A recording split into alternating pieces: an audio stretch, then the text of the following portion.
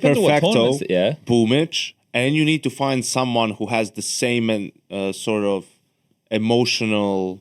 Yeah, like Zontix. You need to someone that's like someone who's dead inside already. Yeah, right. Dead inside. There are a dime a dozen coming out of that scene at the moment. Come on, let me hear. Let's get louder.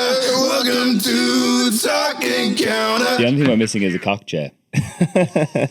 Do you know much about cock chairs, Dupreeh? What is actually a cock chair? A cock chair. A cock chair.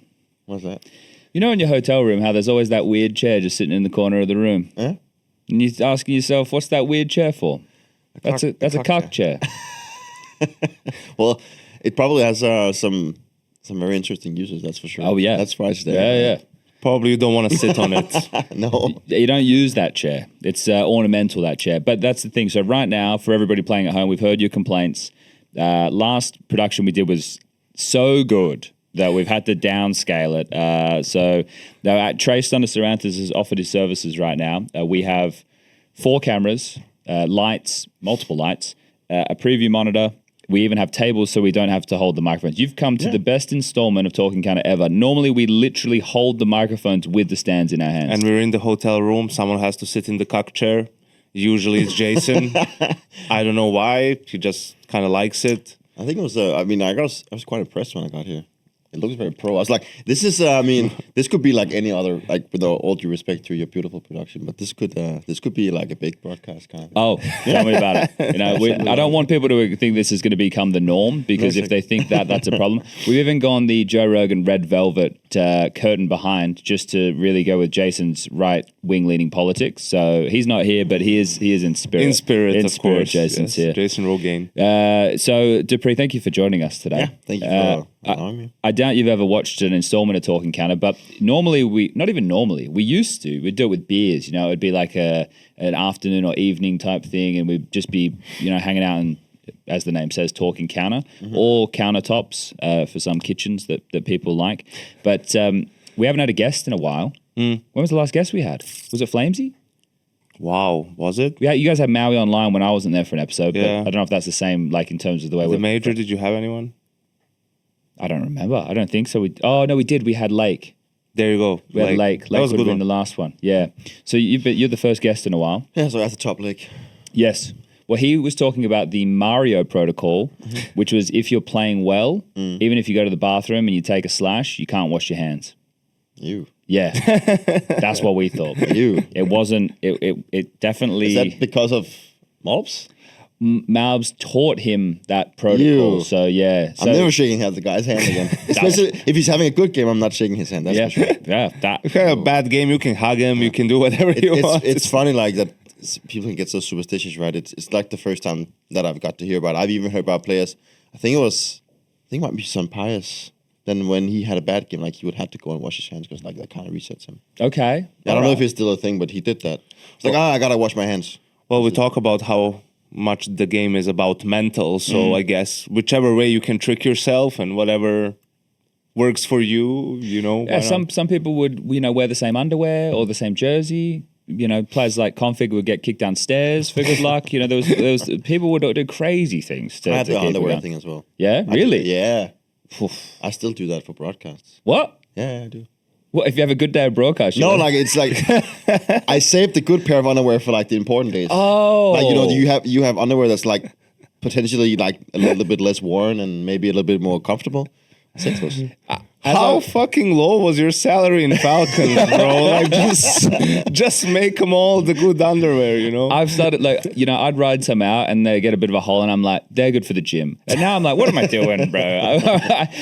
Good for the gym. Let me just get underwear that doesn't have holes in it. The same with socks. I'm like, why am I doing this to myself? I can just go and get whatever I need. So that's the thing, like you take care, like you can't, well, you're supposed to be taking care of your stuff, but you take care of your money, right? I mean, like, why would I go? I mean, like, they function, right? Like, no one's gonna see them apart from myself and my girlfriend, and it's all about comfortability, right? Yeah. So, it's a bit like Mattis's mouse pad once upon a time. I even see these new ones starting to get a bit. So maybe he's just maybe he doesn't wash his hands at all. Old mate Mattis. I went there yesterday to their practice room because I had to help them with some of the. I was helping them with some of the in-ears that I'm working with AceZone, and I went there and said that, you know, I I was helping. I think it was Honda at that point, and then I turned around and then I saw Magisk playing, left-handed and like in a weird position, and his mouse pad looked shit. And I just said to Saul, "Oh man, this new generation." I was like, "How does he get it to work?" But he does. How many lefties can there be? It's like Woxic and him. Yeah, that's about it. I think so. Yeah. Jimmy does inverted sound. Yes, he does. Really? Yes. Yeah. Jimmy's inverted sound. That's why the in-ears thing was on Reddit. Yeah. Wait. So. Yep. So it's not like inverted, but it's normal for him. No, it's just inverted. It's just inverted. He hears the person that's on his left in his right ear. Yes. Yeah, I think I was told the story. I think it's because when he was when he like grew up playing Counter Strike, we all like we just whatever worked at that time, that's just what sticks with us. And he would he was wearing a headset, but he just had it like reversed. So he was like the microphone supposedly on the right, but he flipped it. He thought it was right. Did that for multiple years. He never thought of that the sound was inverted. Yeah, and then his brain's wired that way. I had a teammate back in the day, Imagine. He played for Immunity and some of us. He had the same problem because he had just like, I guess it was like Sony headset that didn't have a mic on it, and then he had a mic on a stand. So he didn't even realize. Yeah. And there's always some funky things. Like it always blew my mind with the inverted mouse. That one, but inverted sound is the kookiest thing I've heard in a very long time. But you said you're doing stuff with AceZone. I was talking to Apex yesterday. He said he was using in-ears from you guys. Mm-hmm. So what, I guess, you've got a lot of experience wearing the in-ears on the stage matches. Yep. So are they selling them to just the general public, or are they for players only? Right now they're exclusively for players only. Okay. It's also because it's still in a prototype kind of state. We literally just made them work, I guess. It's been like production's been like for like a couple of months. But now that it's getting shipped, I think it was a good time to get players to test them. Yeah, okay. And so far I feel like people have really enjoyed them. Do you reckon they're going to have use cases outside of esports stuff? Do you think people will be using them for other things? I guess that's the market you want to tap into, right? Where people... Yeah, I think it's like for the whole AceZone story, I think it's been a little bit of a roller coaster ride. And I joined them back in last summer. And things has really changed inside the business right now. I think at that time, they were really trying to sell themselves with the whole thing. Hey, this is the sound that the pros are using. But in theory, they didn't, because like it was just like the overuse headsets, right? It was just stage headsets. And then I said to them, like, if you really want to like brand yourself that way, you should just make in-ears that the pros would use, and then probably cheaper too. And make like super good quality in-ears that the players want to use, and then you need to make sure that there's like a streamline between your consumer headsets, the one that we use at home, but also the in-ears. So the thing is that you can make sure that with the sound card and the settings and everything, that it's just always the same sound. Like you don't basically have to bring obviously for the in-ears you bring a sound card, right? But it's to make sure that you have the same sound at home, at the playoff or practice room or whatever. Yeah, because sometimes it could be like I remember it'd be like a bit more higher pitch, a bit more tinny, or things a bit more bassy, right? And like, it's actually a pretty big deal. Like sound in Counter-Strike, huge, makes a really pretty big difference, I'd imagine. Yeah, but that's the whole thing. Like we've gone like through generations, like where. Hey man. It's all good. Welcome. There's going to be more of that. Tracy, let's go see what he's up to, because we're in their space. We're using a conference room from ESL at the moment on their first floor, so it's okay if they come in. We kind of commandeered it. Yeah, like what this guy now thinks maybe Tracy's getting after him. He's like, he just ran around the corner. He's come in to grab like a cable or check. I was like, hey, get the fuck out of here. Yeah. So hopefully hopefully we haven't scared him off. He'll come back.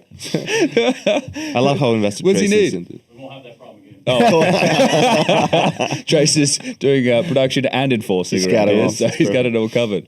Okay. No, but like the thing is, throughout generations, like it like peripherals has also just gotten more attention. Like through the years, like back in the days, it was just like, hey, you have a good mouse, and that kind of works, right? And now with the mouse pad, and now you had this thing with the keyboards coming in with the whole razor actuation points, and everything. Everything just got a lot more technology. And then I thought to myself, like, at least for the sound part, it was like, what can we do to increase that and to make it better? And that's why I thought that it's been a little bit overlooked, but it's actually so important. Yeah. And at least every time I asked a pro player, and when I played myself, it was like, say, what headsets are you using? Well, I'm using a HyperX headset. And then what in-ears using? I don't know, just some in-ears, and then the HyperX sound card, so it sounds similar. That's when I thought, like, there's got to be something more to it. Like, you got to be able to create something more exclusive and that's what we're trying to do right now. Yeah, okay. And I think I think we've come a long way since we started with it. Just the fact that we get to have players using it and feel like they like it. It's good. That's the thing, right? Zoe come to all these events, right? Especially the ones they sponsor, and they're always getting feedback, and people are trying to it's always that like 1%, 2% that they're trying to tweak because they're optimizing it for the player's using it, the people at home buy it. Wow, we've got a full circle of business going on here, don't we? So, and it all just comes down to that. Whatever the pros use, that's what the general consumer industry wants standard. to use. That's what it is, right? Everyone's using HyperX headsets. That's what everyone uses. Then Cyber and s1mple plays with a Logitech mouse. That's what everyone plays with because hey, there's got to be something to it. It's the best. Yada yada. They're like the same story. Yeah. How does Chad get his hands on one of those in-ears? That's what. When am I going to use it? To get top one elo? Just ask me, man. Oh, fuck. Just ask me. So I'll bring everything for you. That's what we do. We bring the guests on and we corner them. We some get them to free talk loot. about their product. That's why he's sitting in between you and me, And this was all staged with this guy coming in, just so he sees can't fuck with Trace. The enforcer. Now, in the past, when we've had guests on, we've done origin stories. So I think it could be nice for people to hear the Dupreeh Counter-Strike origin story because you're only 32, but you've won 5 majors, and now you're retired. Were you a dirty saucer? I was, yes. They walk among us. I actually had this just before coming. I had this funny shower thought actually about Counter-Strike, and because I got this whole like we're soon hitting playoffs, right? And that's where everything gets more interesting, everything. And then I got to think of Apex playing it, and then I just got to think back to my Source days that I remember that I thought about this whole idea that I played an official game against Apex and Kinesis, like some of the first games they had when they were in Very Games. And I remember looking at that time you could look at the Spectre, like the HLTV or whatever it was called, the days like the GOAT. It was Source TV, I think it was Source TV, yeah.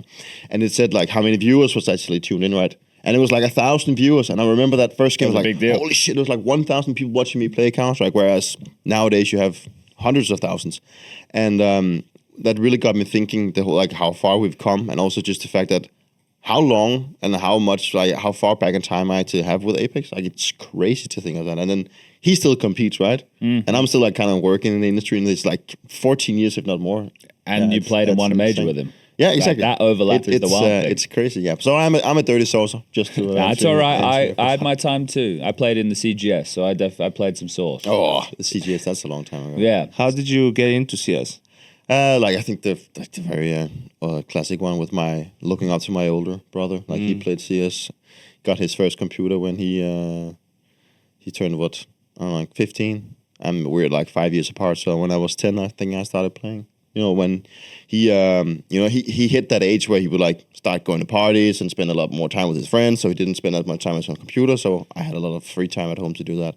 So whenever he was not there, I spent time on it. So and then I think it was easy for me because I always, when I was a kid, I tried to look for like a place where I was better at something than my classmates. And, you know, I always sucked at football and all other kinds of like traditional sports. But, you know, Counter-Strike or video games in general, that's like where I really excelled. So it kind of makes sense for me to go there. And that's like, I found it like a comfort zone. People, you know, praised me for how good I was. And, you know, we're humans, like we love to get some credit, right? Was there a strong land scene? Like, are you a Copenhagen born and bred? What part of Denmark are you from? Yeah, north of Copenhagen. So like like some people call it like the high class kind of Denmark. Okay, that's where, all right. yeah.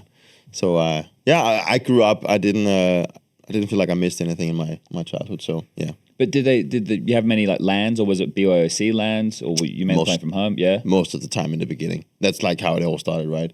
We would usually it was the big deal when you would actually travel outside of Denmark's border to play like a LAN. It didn't happen very often, but most of the time it was just in Denmark, just different parts, mostly in Jutland. So like 3-hour drive from where I live, so it was no big deal. You know, Denmark is pretty small. When was the first time you went to Copenhagen Games? Yeah, that's a good question. I never really. I played it maybe. It was once. Like a huge deal back. It was like one of the biggest BOCs you could have, but also like that's like it attracted all the good teams from all over the world, right? I don't think I only played it. I don't think I ever got to play it in Source. I only think I played it when it was Global Offensive. But I went as a spectator a couple of times, with some friends and everything. I looked up to the big players. I wanted to be like them, all this kind of stuff. So who were the big teams for you at that time? Because you and I have. So are you 33 this year? In March. So we have a 4-year age gap. Yeah. So in 2007, 2008, that was where the best teams, the very game stuff, they were around, but they started, being the most dominant probably, what was it, like 2009, 2010? Yeah, something like that. Yeah. So before, which period are we talking about when you were getting into the competitive space? I already started getting into the competitive scene when I was, that was like maybe in 7. I think that's like kind of where it started. Okay. But, I think I went to my first LAN ever. And then I just played for fun. I was picked up by like a team that were just going there to have fun, but we still wanted to do good. But at that time, I had no real idea or clue that you could actually play Counter-Strike in that level and has it as a like you could compete in it. And then I went there, and that was a LAN that had like very games. At that time, LGLC was a big team. You had what were the Canadian guys called? It was with Pex, wasn't it? Dynamic Gaming, right? Yes, yeah. That Pex guy had like the big afro. Yeah, exactly. AZK. Pex just had shaky aim. It was like Kirby before Kirby. Yeah, exactly. Yeah. So all those big teams were there, and obviously in Denmark it was about, at that time it was recent gaming, but there was stuff like Fetish and Wands, Gravity, all these big names, right? So that kind of caught my attention, and I thought, that's super cool, and from there on, I just started to like trying to get involved in like the Danish Counter-Strike scene, but I never really had like an actual breakthrough in Source. I think like it was only in the later stage where Global Offensive was like kind of on the rise. There was like rumor to come out, and you played it like we think I got like a beta access or something, and I got to play it a little bit, and then afterwards, a lot of the old school players, they were like, I can't be asked to actually go through another game. I can't put in the hours anymore. I need to get like an education before the salaries and everything happened. And then that kind of made room for me to go in and, kind of prove myself. So then I was picked up by, at that time, that was, we called 3D Max. At that point, we played in 3D Max. And that was... like AZ and Fetish. No, that was before. That's further. Yeah, it's who was in 3D Max at that point? That was in 3K2. No, it was Socken. Remember Socken and XLO. We had, who else was there?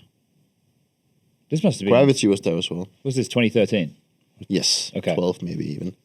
That was like when I was picked up by them, and then I stayed there for like half a year, and that was before like Fetish and 3K2 and Wands and all like the big names of Source, the ones that like really looked up to.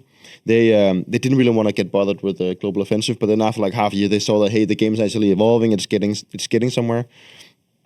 And then I remember that Fetish was like the best and biggest in-game leader we had in Denmark at that time, and he came to me and he said like, you want to be in this team? I was like, yeah, sure. I didn't even hesitate, right?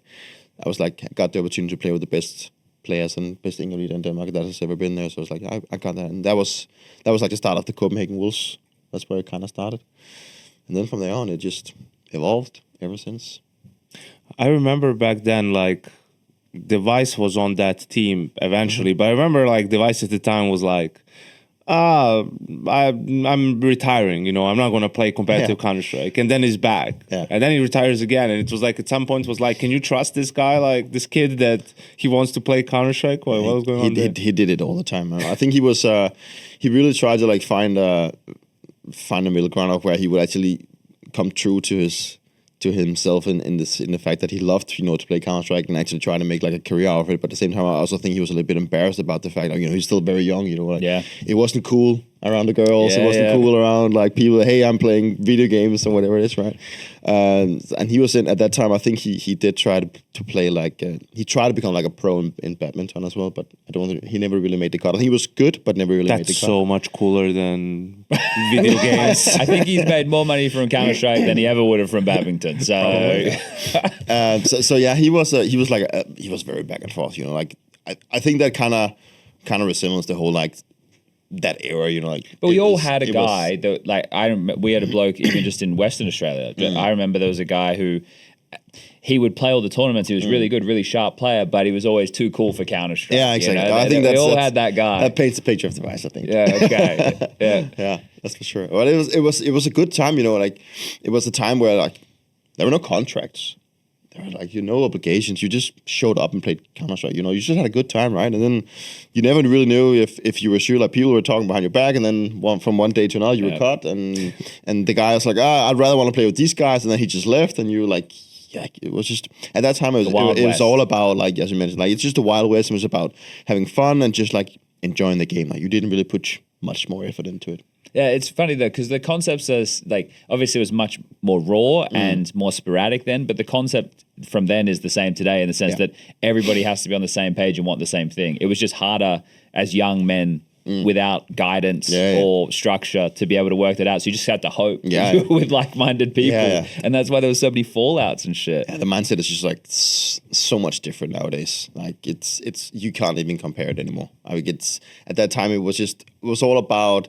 The passion for the game or for the gaming, I'd say. And like I don't think anyone at that time would ever have imagined like where we would be at right now. Yeah, now people can play as an actual career choice. That's what I mean. Like they start playing because they actually feel like they might be good enough to make a career out of it. Yeah, you wonder how many players in the modern game had that as their thought process and are where they are now, or if they still are all rooted in what we were, which was like the love and obsession. I think it's way different nowadays. You think? Yeah. I mean, like, there's some passion and some obsession by just having a good time playing video games, but I think it's at least for the young, like the Counter-Strike players that are grinding FaZe when they're like 14, 15, and they are like playing against like the top elite players. Like they know that there's a possibility that they can make a career out of it.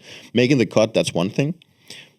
But I feel like they're at a stage where they know it might be a possibility. And I think that's probably where it's very different. The interesting bit for me is to seeing in the future like how good will people get at actual like coaching and player development, right? With like academy teams and the structure. Yeah, and just individual players, right? Because we've been talking a little bit about on the desk also, players who are mechanically skilled and mechanics and aim especially is the least important aspect of a pro player, it feels like, right? Everyone can shoot. Everyone can shoot. And yes, of course, Donk is a phenom, right? That's why we call him that, because to have that big of a gap to other players doesn't happen really very often. So then it comes down to, like, how good are you at teaching? Can you teach people game sense? Yeah. Right? Like, I think when you look at maybe some other sports and the amount of things that can be taught to at least a respectable level, right? Like there's always going to be talent. There's always going to be people who are just natural for the game and have a better feel for it. But I think there's a lot of room still to improve in that department, right? I really think that I think it was James who said that, but it was the Paravision kind of example. I think James said, was that after the Budapest major? He said with the players that are right now that's being developed, I think he said that he can pick pretty much any like mechanically skilled player up from the street, bring them into a team, cater to them, help them, build a system, and they will do pretty good, right? Yeah, I mean, they're willing to learn, That's what I mean. Like, like if you go back like just half a year, like who were Paravision? Like, and sometimes if you go and look at some of the players, they've been playing for a couple of years, but it's like they've never been in a notable team or anything, and now they just won a tier 1 event, and all of a sudden it's a team that you have to like kind of look out for a little bit. Yeah. And it's crazy that it doesn't take more than that, right? In some sense, if you have like the right kind of player, then right mindset, I think you have I think that is something that is very overlooked in Counter-Strike, is that one thing is that you're good mechanically. The only thing is that you also need to be like a person that wants to learn, and you also need to be mature and be like a good teammate, because otherwise you'll just end up with like a reputation that no one wants to play with you. There are quite a few of those players kicking about. Yeah, but that's also a thing. People know that from pugs. You're like playing with some people, and there's egos, or they're having tantrums and shit. And like that right there, I think people don't realize that's going to stick with you if you're a player and you're trying to make your way up. Like, people are going to remember that, or you might be playing with someone who, is a coach of an academy team or something. And it's like, well, you're kind of fucking yourself right there. Yeah. It's also with young men or young people in general, right? You don't really realize the ramifications of the things that you're doing while you're doing them. And that's where, you look at some of these teams, like Mals have always seemed like a mature bunch of kids. They've always, and that's also their problem, is because they're 20-year-olds who act like 40-year-olds, and we want them to act like 20-year-olds, right? So there's some issues there. But I wanted to ask you, you did some desk stuff last year, right? You did some blast stuff, you did the major. Yep. Now you're doing this one here for Krakow. How are you finding it on the other side? Is it Is it challenging you enough? Both yes and no. I think it's been really nice to try and get to have a view of how a tournament is run, just like on the other side of the monitor. Like it's way different from what I expected. Okay. Actually, because normally as a player, you're just in your own bubble, right? And you go to the tournaments, and then you play the game, and then you don't really think about like preparation in terms of like what the desk would do, or like all the stuff that you need to do. And I mean, I think it has opened my eyes that to run a tournament, it requires like so much more than I would have thought in the beginning. And then it was nice for me to go and get like an experience of trying something different. I think like when I've been playing Counter-Strike professionally for like 13, 14 years or whatever it is, you kind of build your whole identity around that thing. And then when I retired last summer, it was more about like, what now, right? That was like my big question. And it was scary because I mean I had to figure out like what's the next thing for me in life, and what am I good at. And I think it was fun to go and be challenged a little bit in this sense, because I think that's kind of the same thing when now that we worked with Jail for a couple of days, right? He was brought to the desk, and the first thing he said was like, I'm a little bit nervous, and like, of course, like you're doing something new, right? But in theory, like you're just supposed to sit there and talk about Counter-Strike, but you also get this idea that how is an analyst actually working? Like how are they actually talking, and how are they doing, and how am I supposed to be? And that was like the biggest change for me, that I at least in the beginning I tried to be something that I didn't have to be in some sense, right? Oh wow, sir! Well, he's using a pad as a. Well, it's not even a pad. He's got a makeshift mouse pad over there. That's the only thing that's not ideal about this setup. Yeah. Oh, good. Okay. Yeah. And then I think it's I've learned so much. I mean, I've only done it for a year, and I feel like if I go back like when I did my first event back in January last year, I feel like I'm in a very different place. Okay. Like in terms of my experience, even though like I've also worked with. Obviously, it's the first time working with YNk, but most of the time last year I would just work with Freya and Jacob. That was like what I did the most, right? On Maui as well, for that matter.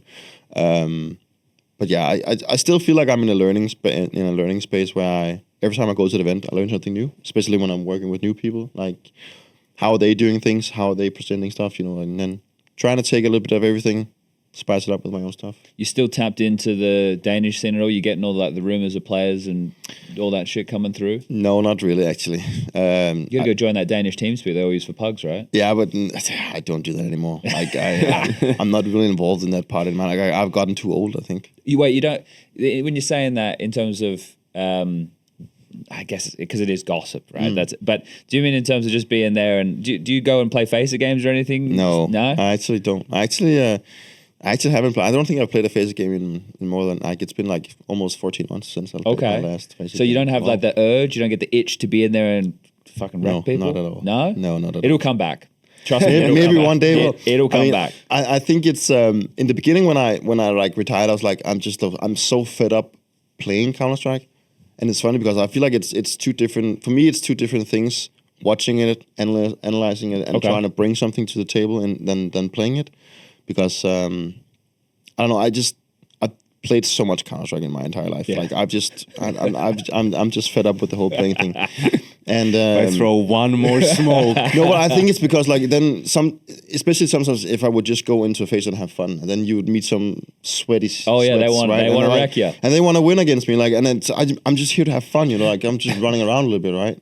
It just reminded me. I don't know why that scene from the movie Flight with Denzel, where he's the pilot and has a drinking problem or whatever, and he's like just has to go through one more and he just couldn't do it. Yeah. It's like he couldn't get through it. Just like that's me. That's Dupreeh. He had to play one more like Counter-Strike game. It's like just doesn't have it in him. Yeah, but I mean, like eventually, as you mentioned, it might come back. The thing that I really miss is I do miss like the whole. Like I do miss the competition. Yeah, I mean, I really miss like the thrill and the whole. Whenever you're working with a team, and like you're building towards something, and you're all on the same page, and you're working in a direction, and going to the tournaments and everything. I really miss that, but I really don't miss the traveling schedule, and I don't miss the hours sitting at home, practicing and going through theory like 3 hours a day, and issues in teams and talking about what's wrong and why is it not functioning and all this fucking bullshit. I don't miss that. Yeah, well, the fun part. Yeah, is it's the fun part. Is the playing and winning and lifting the trophy. The shit. Then that's the thing. The hard work. That's what I don't miss. Right. Yeah, but I think you did a lot of the hard work, and you're the like 5 majors. No one's got 5 majors, right? I think the trophy cabinet speaks for itself in that degree. So if you don't want to play now, you don't want to play now. I think that's more than acceptable. Yeah, but it's for me, it's like whenever I say to people like I haven't played like a FaZe game in 14 months. 14 years. 14 months. I mean, I also want to stay updated with, like, regarding what's happening inside the game. One thing is that you just like visibly see like what's happening whenever you're like analyzing and everything, but you also want to like put your hand on the hot stove, right? And something like you want to be feeling like what's actually what's happening inside the game and to get like an actual feeling of it. And I do think at a point like it could haunt me if I don't like play the game at the same time. Maybe not now, but maybe like I don't know, a year or half a year. Like especially if I want to turn my attention at one point to helping a team, like or like step in the shoes of I don't know. I'm not saying that I'm going to become a coach, but I don't know, whatever it could be. Right, you can do consulting. Team, right? I can do some consulting, and the thing is, I mean, I can go back and say, hey, this is what worked 6 years ago, but it might be very different, right? Yeah. So it's also about. I think at one point I have to come through and just realize that I also need to play the game a little bit more. But I think it's important. For me, it comes down to you talk so much about the macro and the big picture, and you have X-ray and everything, and it's important to just get on the server every now and again to remember how good these guys actually are. That is a hard shot. How actually the things they pull off on an everyday basis, right? Like the base level of what we're seeing is really hard to pull off, right? Exactly. So when you get into the nitty-gritty and the details and you start criticizing some of the stuff, to do it with the perspective of, hey, this is like a small part of what's already really hard to do that they're doing. And I think people sometimes lose perspective of that and are quick to just criticize and pile on players, right, without having that understanding and pretend and speaking it as if it's the easy, anyone can do this. Like any level 10 on FaZe could do this. It's like, no, not even close. I think because the Apex, he said to me a couple of days ago, he said to me, like, it's nice to have someone on the analyst that kind of knows how it is to, sometimes just have a really bad day at the office, and that's it. I mean, it doesn't have to be more than that, right? And it could be also if a player is having some tough time, like struggling for like a couple of months, like it's part of the career, right? It's sometimes you just have like an off period. We've all tried that, and sometimes it's I mean, it's also kind of our job to try and figure out why and everything, but sometimes it's also, I think he just wanted to have the player perspective that Counter-Strike is also about the current form and the day-to-day form. Yeah, I think this is the problem, though, is that Counter-Strike fans or the Counter-Strike space, because of how quick things shift, we have short memories. You won last week, I don't care. Are you winning now? Right? And you have, this is the Paravision thing, right? I think they did a good job of tempering expectations off the back of their win. So I wasn't expecting them to come in here and go for a deep run and be lifting the trophy. And I also knew they could get upset by other hungry good teams because now there's a lot of data on them. But from the general fan perspective, I think it is, okay, we just won this event, but now you have to win again, right? And if you don't win again, then you're no good, right? And it's like, and especially now with the space, like week to week to week, and that's, I guess, one of the positives and one of the problems of our space. It works both at the same time. Like you get an opportunity to redeem yourself, but you also get an opportunity to let people down. And, we're more connected to our fan base in the Counter-Strike world or esports in general than traditional sports. And that's with, young people can have big impact. It's one of the things that I struggle to get across to people the most is like, if you've changed, like let's say the Falcons, one player, but now 2 players have also changed roles on top of that. Like that's a huge change. Like you cannot expect them, like they need 3 months just to get their bearings, or not even in terms of months, let's say like 4 tournaments to play in, because, you might play a tournament and only get to play 6-7 maps. And that could be just 3 maps out of the 6 in the pool that you're playing outside of your permaban, right? So you need to get reps on maps to figure out what from practice actually translates to officials, what doesn't, because practice, you get very little useful information from practice. Unfortunately, like people just play differently. There's no stakes, pressure, right? And everything that comes with that. So teams that change IGLs or coach plus IGL, again, that's going to be a big swap. And sure, sometimes you can hit that honeymoon period and things click instantly.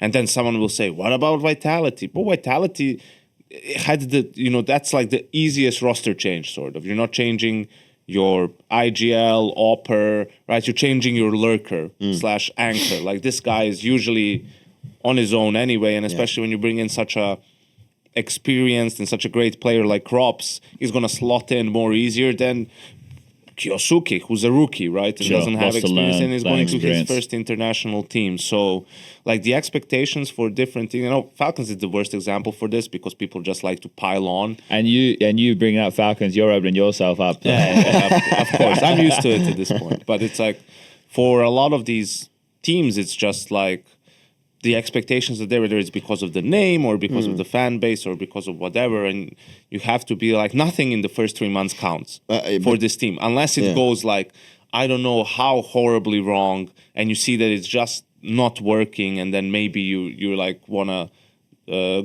go about fixing it sooner rather than later. But that's exactly one of the main issues that we have with the Counter-Strike community, is that they just look at the names being swapped in and out, and then they just magically think it's going to work from day one. And also, sometimes if a player gets picked up from one team to another, then people just have this idea that it's just going to magically work in the way that he played in the last team. He's just going to have the same output, but everything might change, like roles, how the in-game leader gives him space, what the other players contribute with, and that's in the details that a lot of viewers just either don't think of or they just don't know about. There's even chemistry though. Yeah, right? But there's so much to a Counter-Strike team in between the lines and the details that they just don't know about. It's not just 5 players you put on a server. Then Falcons would be the best team in the world, probably, in theory. Yeah. Potentially. Yeah. Right? If we look at just like raw names. Or FaZe would have been, or FaZe would have been the most dominant organization or team ever. Or you could argue, or even Spirit would be up there. Yeah, exactly. Let me divert this for a second. With the chemistry thought, people would have had this at any version of a team that they would have played in, whether it was like their very first teams or even when you were playing in Astralis.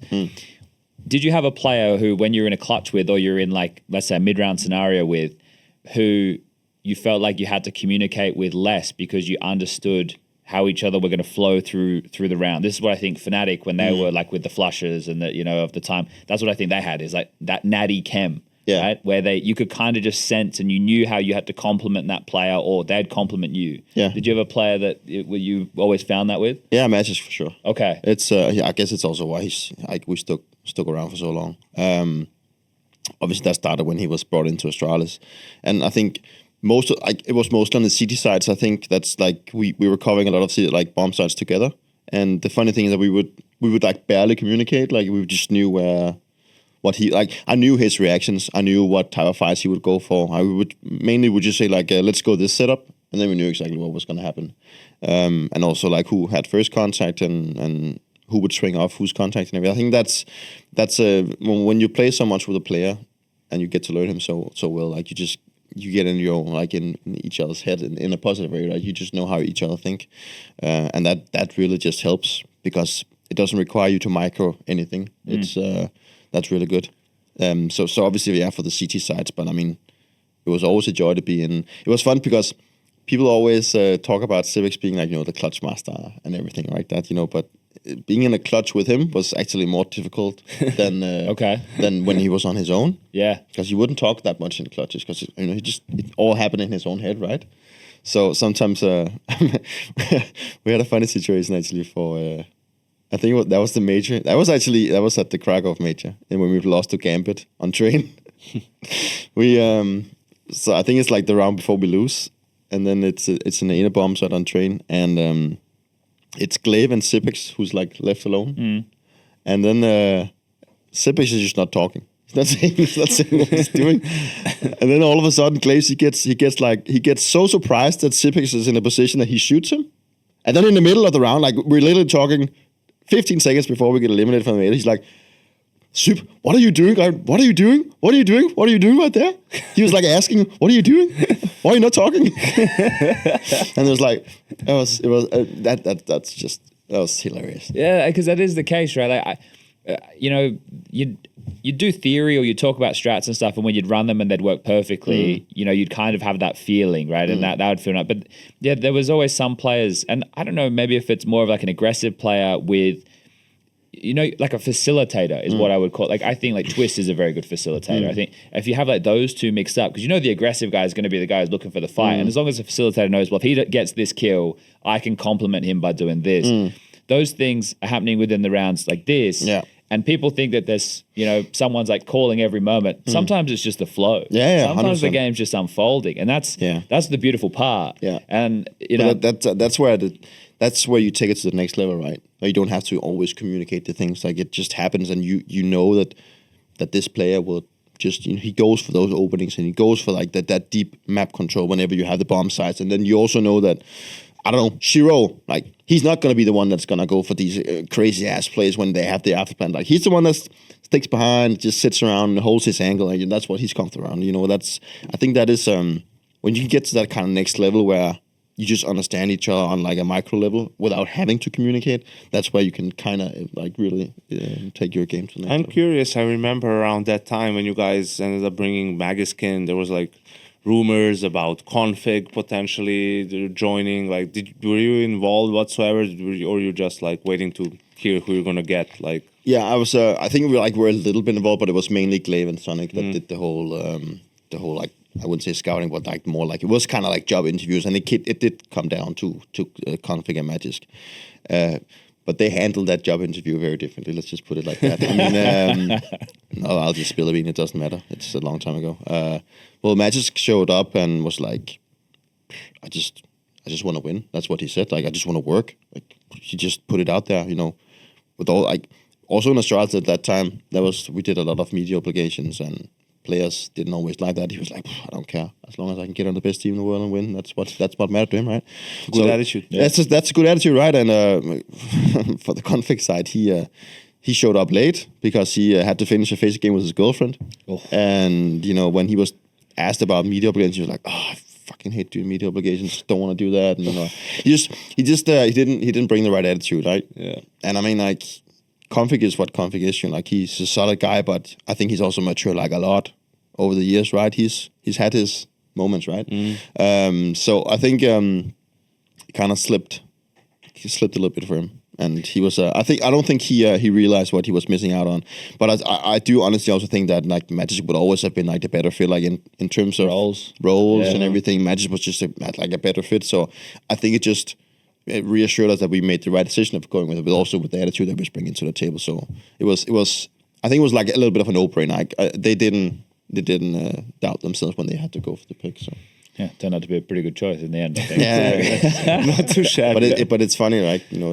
That players can have such a different view on things, right? Like, I don't think config, he realized how much of a chance he might have missed out on just by using like a couple of wrong words or sentences in a job interview, or just like the whole fact that you like show up late.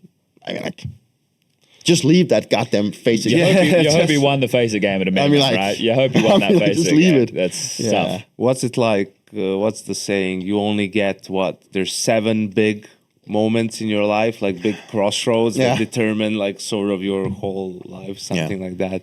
I don't know, probably saw it in a reel. While I was doom scrolling, that felt like one of those maybe for everyone involved. But Config's one of those players who's always been painted with that, I wouldn't say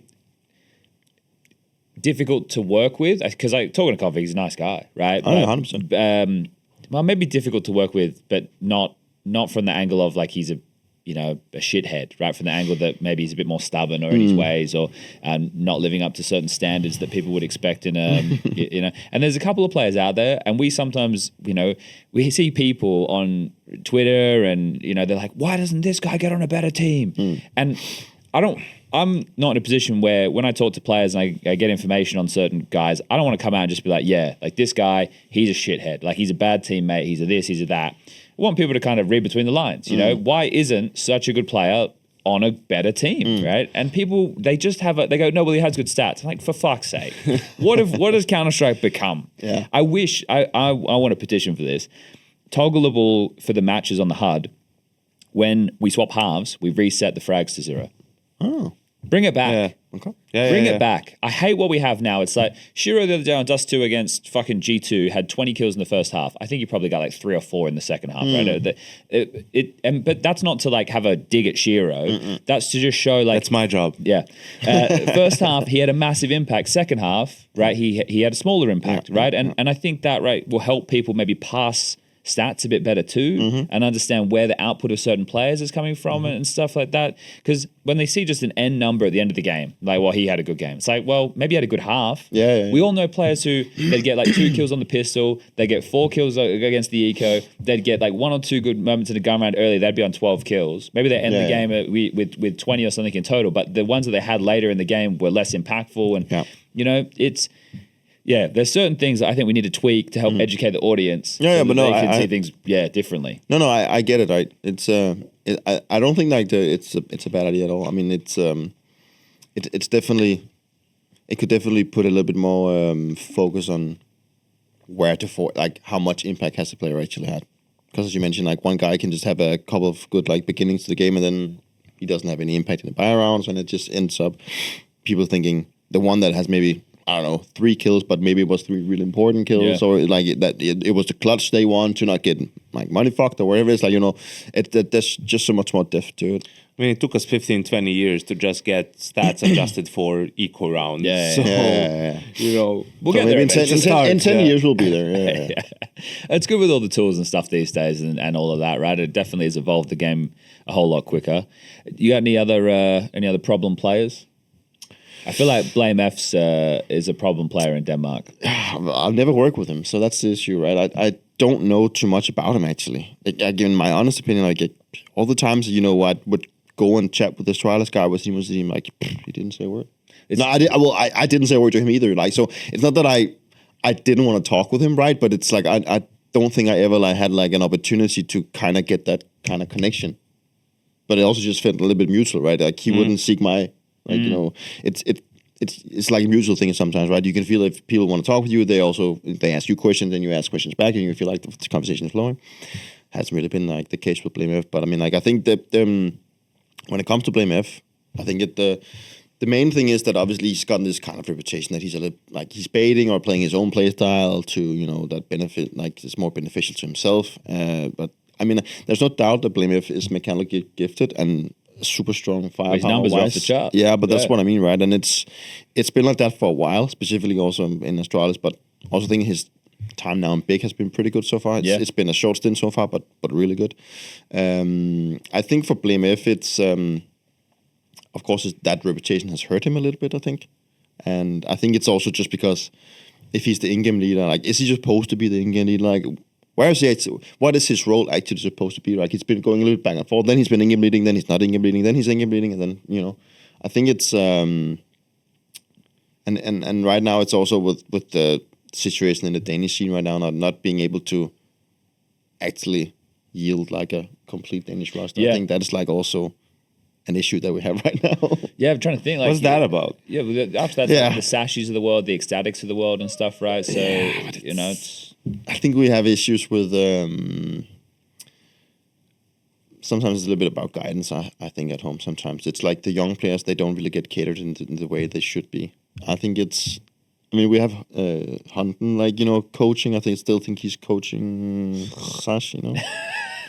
But that's like that's like he's had a questionable, like he has a questionable reputation, right, to a lot of people. But there's no doubt that he's like a shithead, smart about it, right? Why is he shithead? Well, you know, the fucking cheating little asshole. Yeah, it's like also all the shady shit he's been like working for Astralis while still on heroic and that shit. I wouldn't let him coach a fucking dog.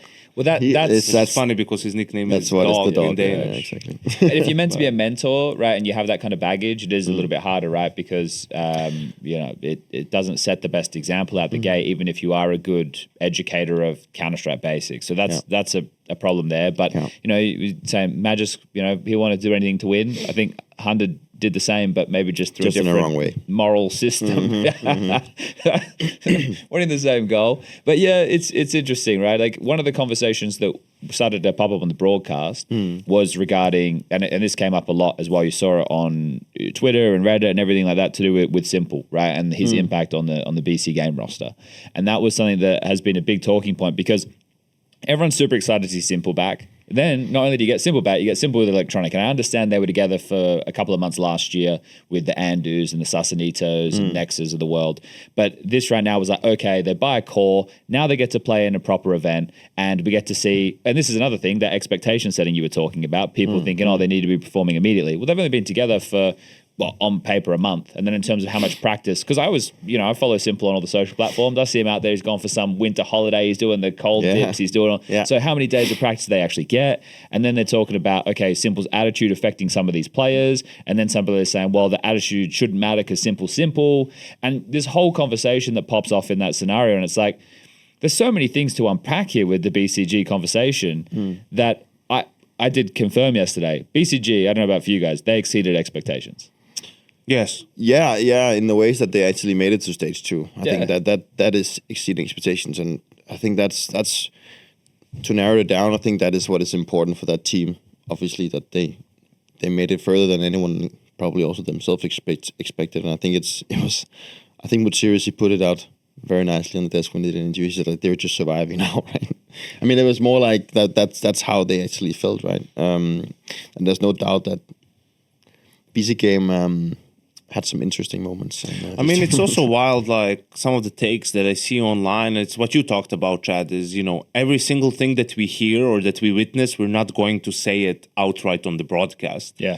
Right? Like, but when you see us talk and go a certain direction with what the picture we're painting, we're not doing it just to shit on a team or because we hate someone on that team. It's probably for good reason that we're focusing on a certain you topic when we talk about a team, right? I mean, we're right there.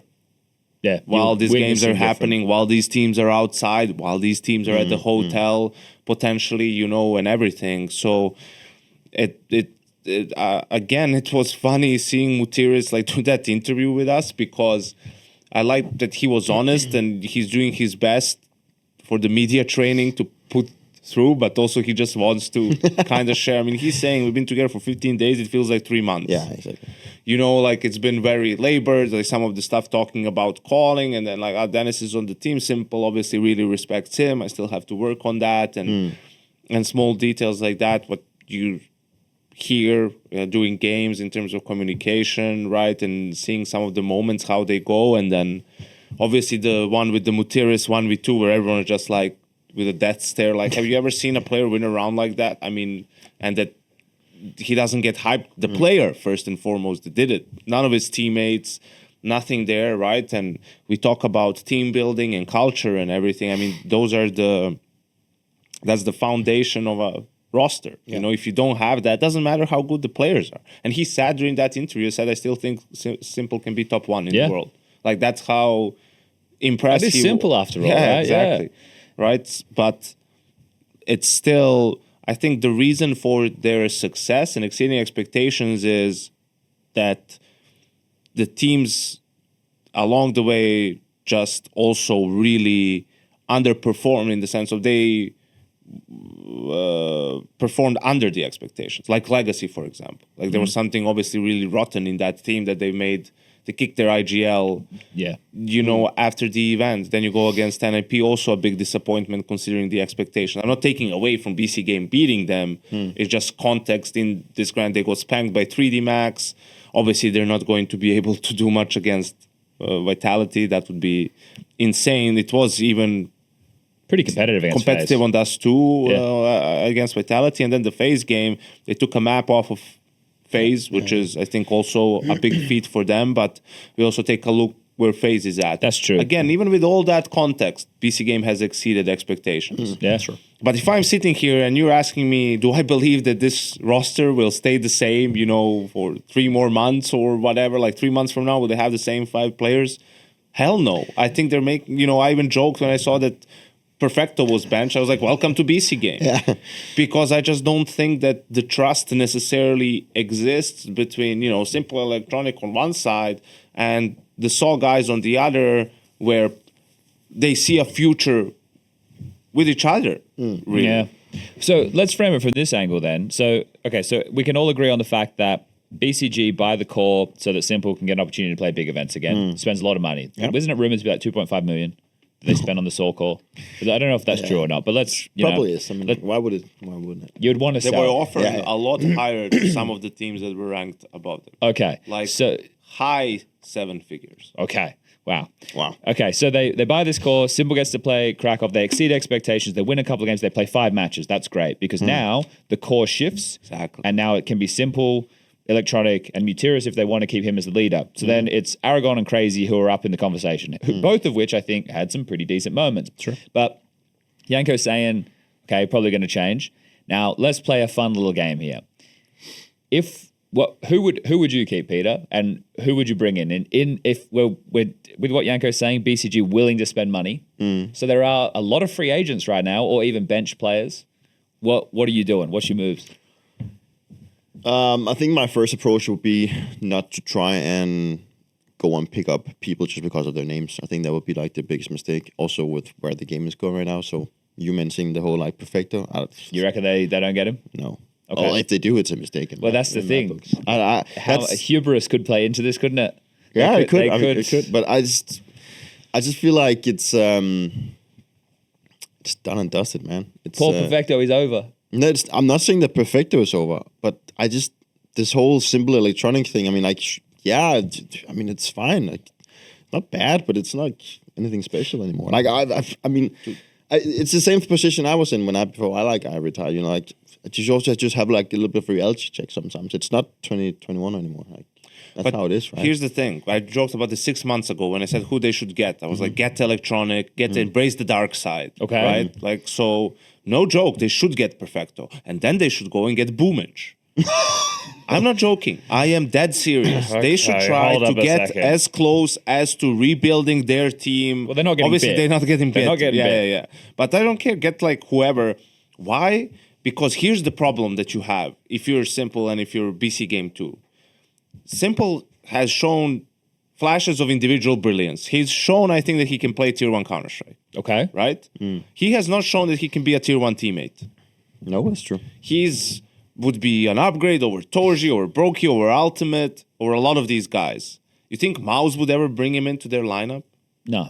In the team and what they have over there? No. Even Liquid now wouldn't do it. I don't think. They were probably the one that we always mention, like that that could go for that. Yeah. Right? I think a lot of these organizations, like we're way past, we talked about how it evolved and everything. Like it doesn't matter how good you are anymore. Like it's not the only thing that matters. Like you need to be bearable. And it doesn't seem, he seems unbearable. And you could say that, it's the chicken and the egg. Well, he's unbearable because he has bad teammates. If he had better teammates, he wouldn't be unbearable. He wouldn't be unbearable because and they would get along better. It's like because of the skill gap or the way they see or understand the game is where all the frustration come from. So then the other side of it is, why would anyone join BCGame? Like if you're a player outside of just the bag, right? But that can again only be a player that's either in the twilight of his career, like no one who's in the prime of their career, right, that is looking to play on a Tier 1 level would go to that team again, unless the bag is like the big bag, the most Louis Vuitton bag, the most important thing, right? Because now you'll have a problem when you see what happened with SAW, for example. Like let's say tomorrow they want to buy another, or something like that. Like why would those players agree to play? Well, was the same thing with kind of the Falcons, like with I'm surprised Kix and Tessus have stayed around for as long as they have, right? Like Degster, they upgraded, and I'm surprised the other two. So, I guess maybe it's because no matter what some people would have you believe, Nico is not s1mple. Like in terms of how he carries himself, and how he is as a teammate, and just as a player on a lineup. Yeah. So you're looking at the s1mple Electronic duo as a blender for anybody that they bring in who they don't respect. I think that's a and why would anyone they respect play with them? No, but I mean, if it was like, I think it's tough because like what I really think is one of the core issues with the BCGame looking at the lineup from the outside. It's also if you're new and sort of aspiring upcoming player, would you even want to go there? Like, sure, the back one thing. Hey, getting to play with s1mple, that's like sounds like a fairy tale, right? Is it? No, but I mean, like from the you did it. Well, it's not my decision. But no, but I said that on Brock as well. When I heard that, hey, I get to play with s1mple, I was a bit excited. You know, you have an idea like how he is, and yeah, you've seen him mold and everything, but it's you kind of think to yourself, that's not gonna happen to me, right? And then I did it. But I'm really curious because I really don't think I don't think it's a good place for like a new and upcoming player to go. Because I don't think the environment is nice to go and learn from. One thing is that you can learn, but it's just done in the completely wrong way. So we're saying that it's tough to see players who would choose to go there, but we also think they will make changes. So someone will. No, but of course you will convince someone for sure. I mean, no, like 100% because you can give them money and you can also play we have s1mple card. I mean, someone is gonna fall for that. It depends on what tournaments, Boomich, and you need to find someone who has the same sort of emotional, like Zontix. You need to someone that's like someone who's dead inside already. Yeah, right. Dead inside. There are a dime a dozen coming out of that scene at the moment. So just pick someone from Russia. The kids, like you go on Faces. There's like I hate my life. DE_pressed. Like is that yeah. No, these are just these are just the kids out there. So they can find those players. Bring Axel back. They have the whole thing whenever they or Inters.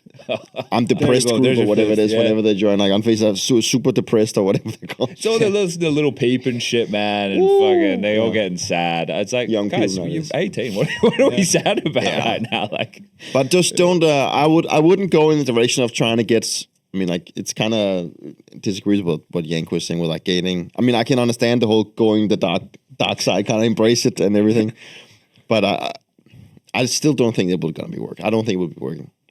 Well, that's it though, because like also now, so what? They're just inside the top 30 of ERS. They're somewhere between, I think, like 22 and 28, something like that. I haven't.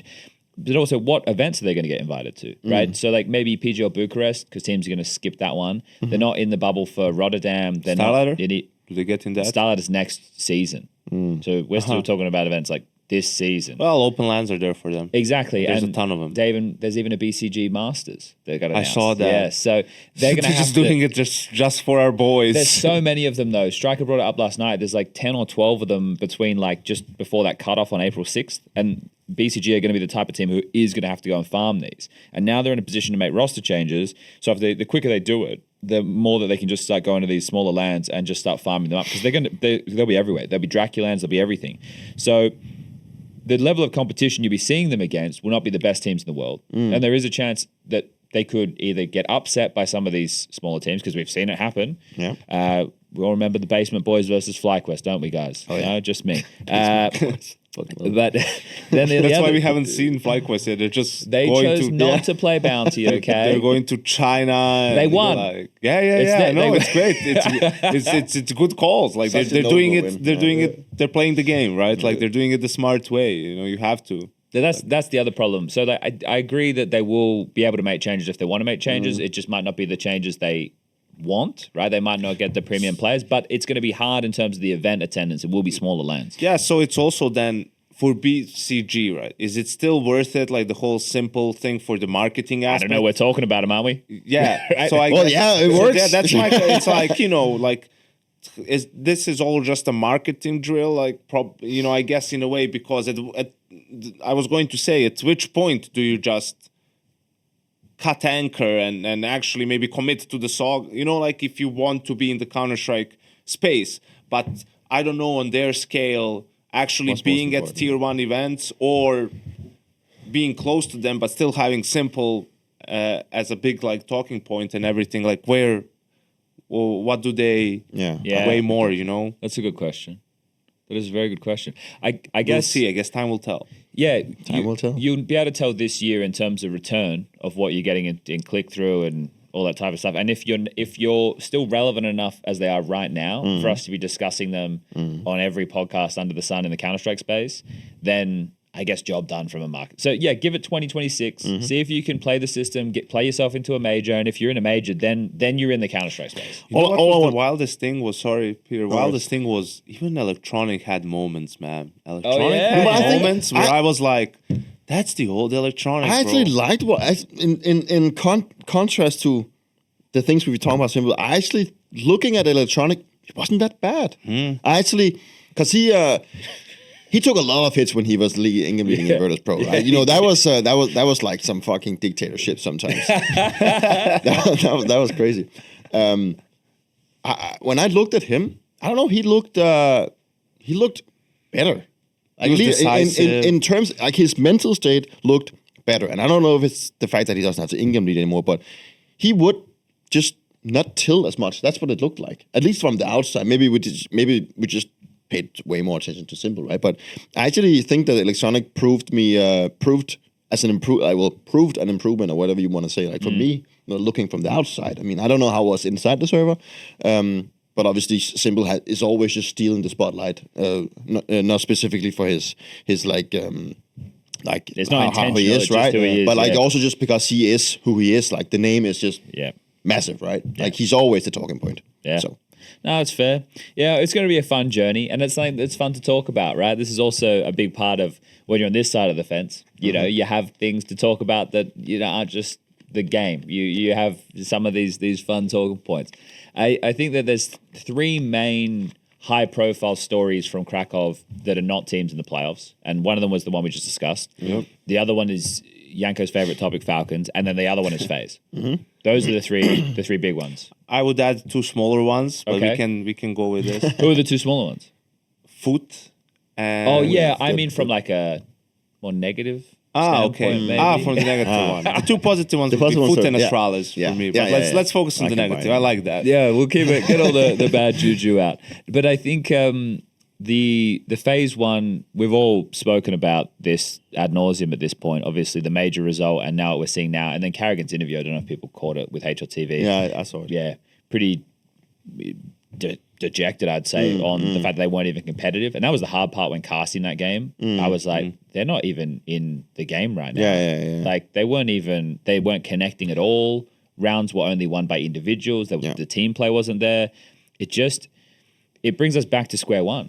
And I feel like at this point, I'm beating a dead horse. Like, it feels mean. And I think he also said in the interview, I think that kind of paints the picture that it was like, this was a setback.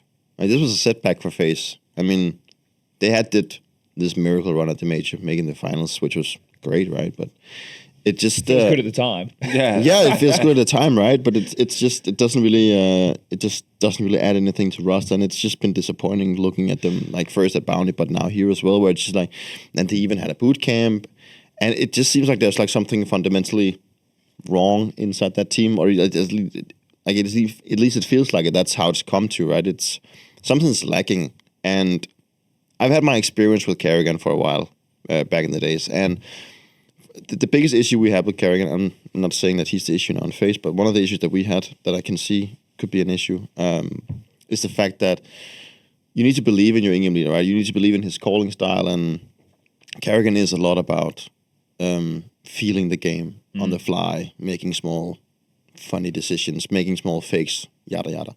And when you lose that faith, that's where it's hard to like come back. Because when we brought him in TSM back in the days, holy shit, like that elevated our play because we could just play freely.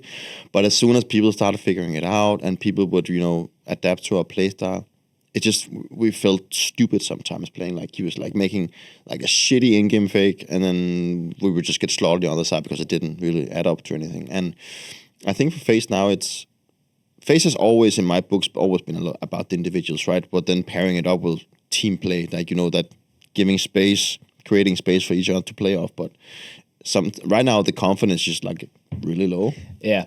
I think with what you're saying, it needs to go one of two ways, because the same thing happened with Carrigan in FaZe, where the team lost faith in the calling. And I think that in this current team, his style, and he talks about it a lot late last year about the DNA. That's, first of all, he needs the belief of the player, but he also needs, like, not in his calling, but he also needs the belief of the player to, like, never give up in a game. Then on top of that, the trade-off is they need to give him output, because he'll call them into positions where they can drag the other team into the mud, and now we're playing scrappy 3v3s. But if his players can't put them in that role, then he's not controlling the tempo in the way that Carrigan likes to control the tempo. So one of two things needs to happen with FaZe. One, they need to go firepower upgrades on, you would say Brokey and you would say Jacob, right? You need you need more output from your AWPer, and you need a rifler here and actually use him how you want to use him.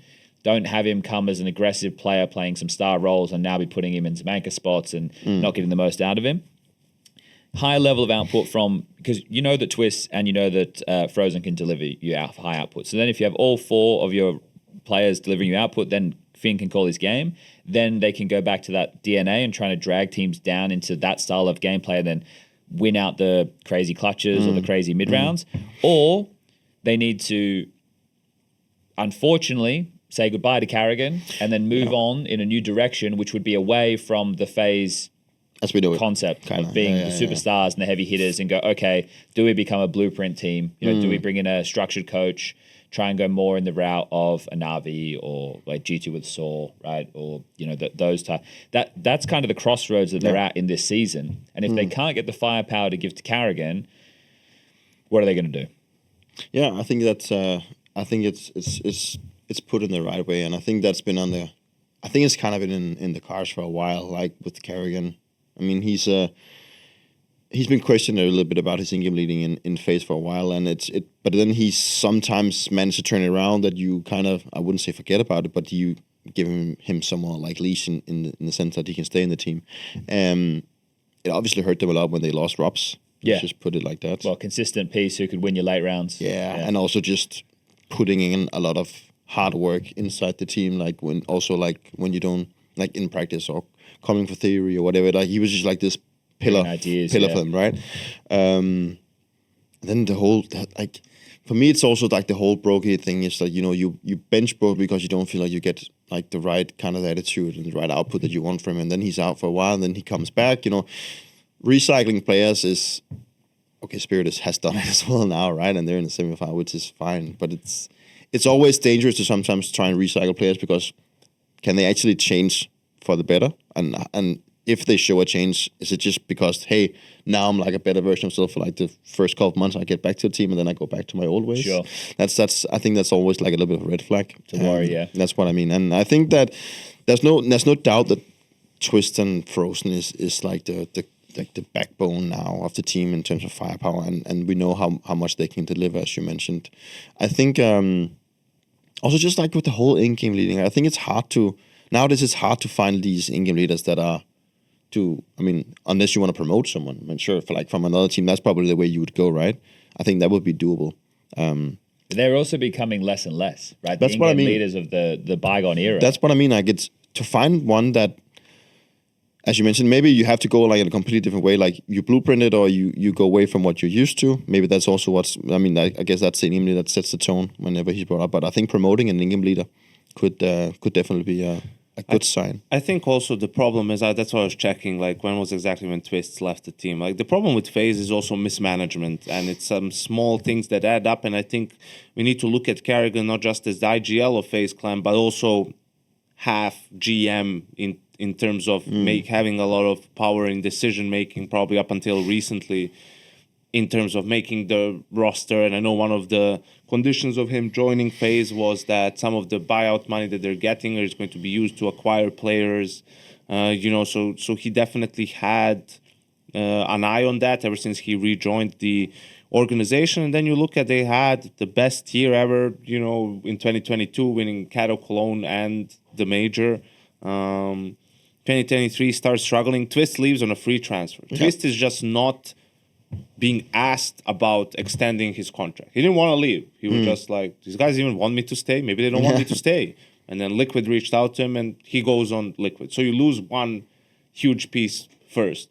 All right, you get Frozen, which is pretty decent. Pretty good, yeah. Pretty good. Like, you feel like, all right, but still, you've lost a little bit there. Like a change has happened that maybe did not have to happen whatsoever, you know, and you have a proven roster. And then just after that, a year later, an even worse thing happens with someone like Rops, who you cannot now so easily replace. Just, as we can see, is irreplaceable. Yeah. I mean, one of the, you know, definitely in the GOAT conversation in terms of riflers. In right? his role, just sidebar, I'll come back to this. Is Robson who? Get right? It's hard to compare. Cold had such a short, Okay, such a short peak. It was a very high peak, but the longevity isn't there. Yeah, because it's Zipix kind of wild. from the side of clutching and like, but I don't. He outside of clutching, he didn't have as much impact. Wasn't as so impactful in the lurks. No. You know, like wasn't that effective? I think it's just like looking at Robs. If you take him, like if you isolate Robs in the teams that he's been in, like how much he's just been able to win with rosters. Like the thing is, like when he's brought into roster, they will eventually win something, right? I mean, that's the thing, right? Talking about Kerrigan, last time he won an event without Robs on the roster was in 2018. That's what I mean. Yeah, I saw that on Reddit the other day. Yeah, It's the crazy. epicenter one. So But this is the praise. We praise Robs here. yeah, because it's also, I mean, did he have very good teams throughout his career? Yes. But was he one of the main players on those teams and one of the main reasons for their success? Also, yes. Like, he wasn't farming rings by doing I don't know what. Like, he was one of the, and he's a big game player too. Like, you can't deny that. So then you have that happen as well, right? Again on a free transfer. So even if the player didn't want to stay on the roster, you're not getting anything in return. You're not getting any funds in return that you can use then to maybe get someone else, right? So I think this is all probably taken a bit of a toll on Kerrigan. Yeah. And then you take this whole situation about Twist coming back. So they bench Elish. We don't want Elish anymore. Jacob comes in, right? But now they're actually bringing Twist, right? So Twist is coming into the team probably feeling like he's coming in for Jacob, right? It's going to be him, Rain. Even publicly, they said that wasn't the case, but I feel like I agree with you. I think Twist said that he did not know who he was coming for. Okay. And he probably, I mean, I don't know, but, you know, if I were him, I would assume I'm coming in for Jacob because you get 4 out of the 5 players from 2022 and then Frozen for Robs. Which, okay, Frozen isn't Robs, but he ain't too shabby either. Like, that's, you have proven winners on the team, you have players who played together before. It feels like sort of makes the most sense sort of a thing. But instead, Twist comes in for Rain. Now you have like this new roster, more mismanagement. You can't play with that roster at Pro League. That's right. Right? So now you're bringing Rain back. They make top 4 with Rain. They beat Spirit in the quarterfinals. Like, they get to top 4. They have to fly straight to the next event with Jacob, with no practice, who was just there as a sad puppy following them around during Pro League because No other choice. what else is he going to do? Right? They bomb out of that. They're last placed in Chengdu, losing to, I can't remember who, but it was a shocker. It was a shit show. Right? So it's all a disaster with this roster. Besides right? the major. And then making the major, And you're major finals, 0.4 apparently. seconds away from getting eliminated in stage 1 by Red fucking Knids, bro. You know? That's it. And That's only actually because this incredible. guy was like a bigger choker than Falcons is that they're still in the tournament, didn't use his nades and put his ass on the wrong side of the bomb. You make it all the way to the grand final, but that's the thing.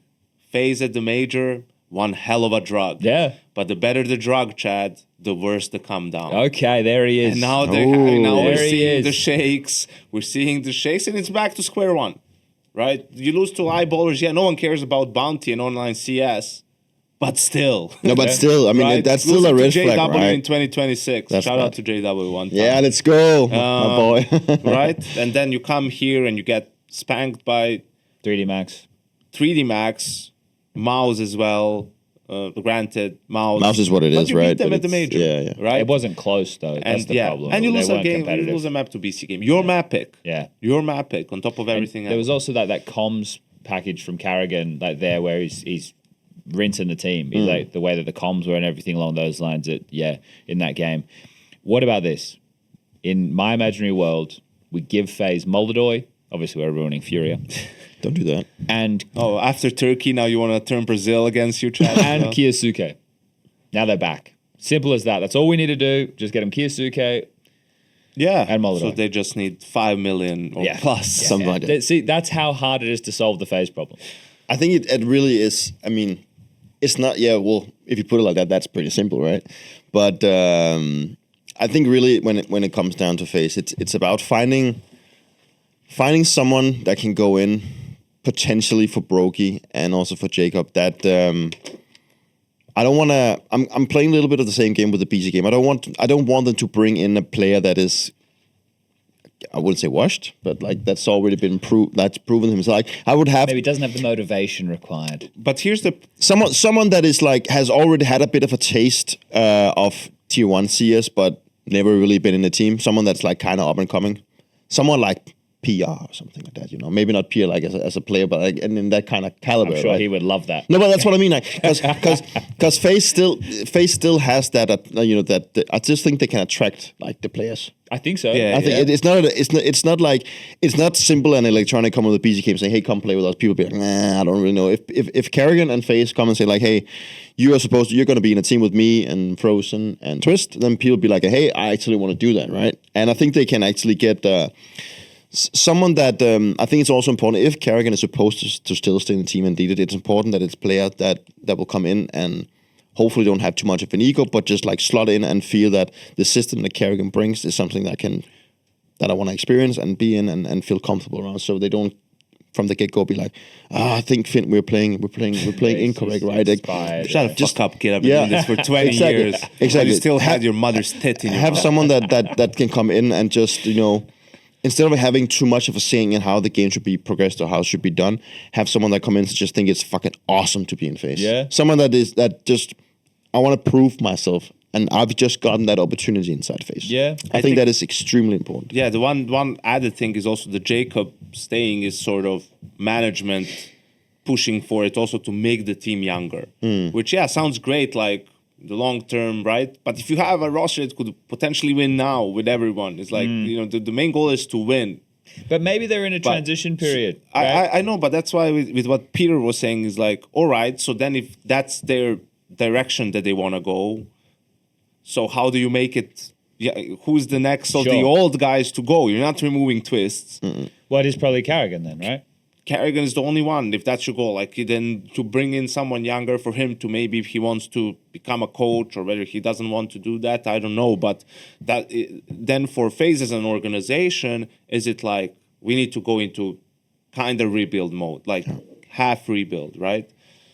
Maybe they're in that right now, right? It wouldn't be the first time. I don't know if Kerrigan is at a stage in his career where he wants to like. Do we know when Kerrigan's contract's up?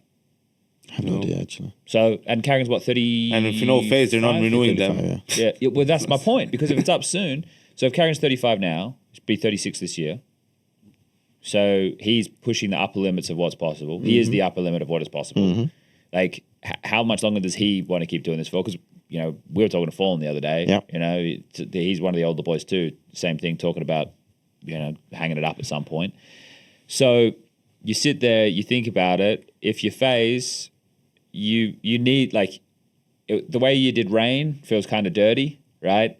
You can't do Kerrigan in the same way. And the problem is, I agree with Peter. Like FaZe, whenever they were the best or whenever they're at their peak, it's never the cleanest Counter-Strike. It's never the best. They're never the most entertaining, completely reinventing I love it. the meta. But they have that mojo. They have that lighting in a bottle. They have it captured, right? And they can just, at the key moment, they will make a play. Like, they will beat you. Kerrigan will come up with a call. Twist will have a great round. Brokey will have some bullshit like clutch with the AWP, right? But what's the problem with that?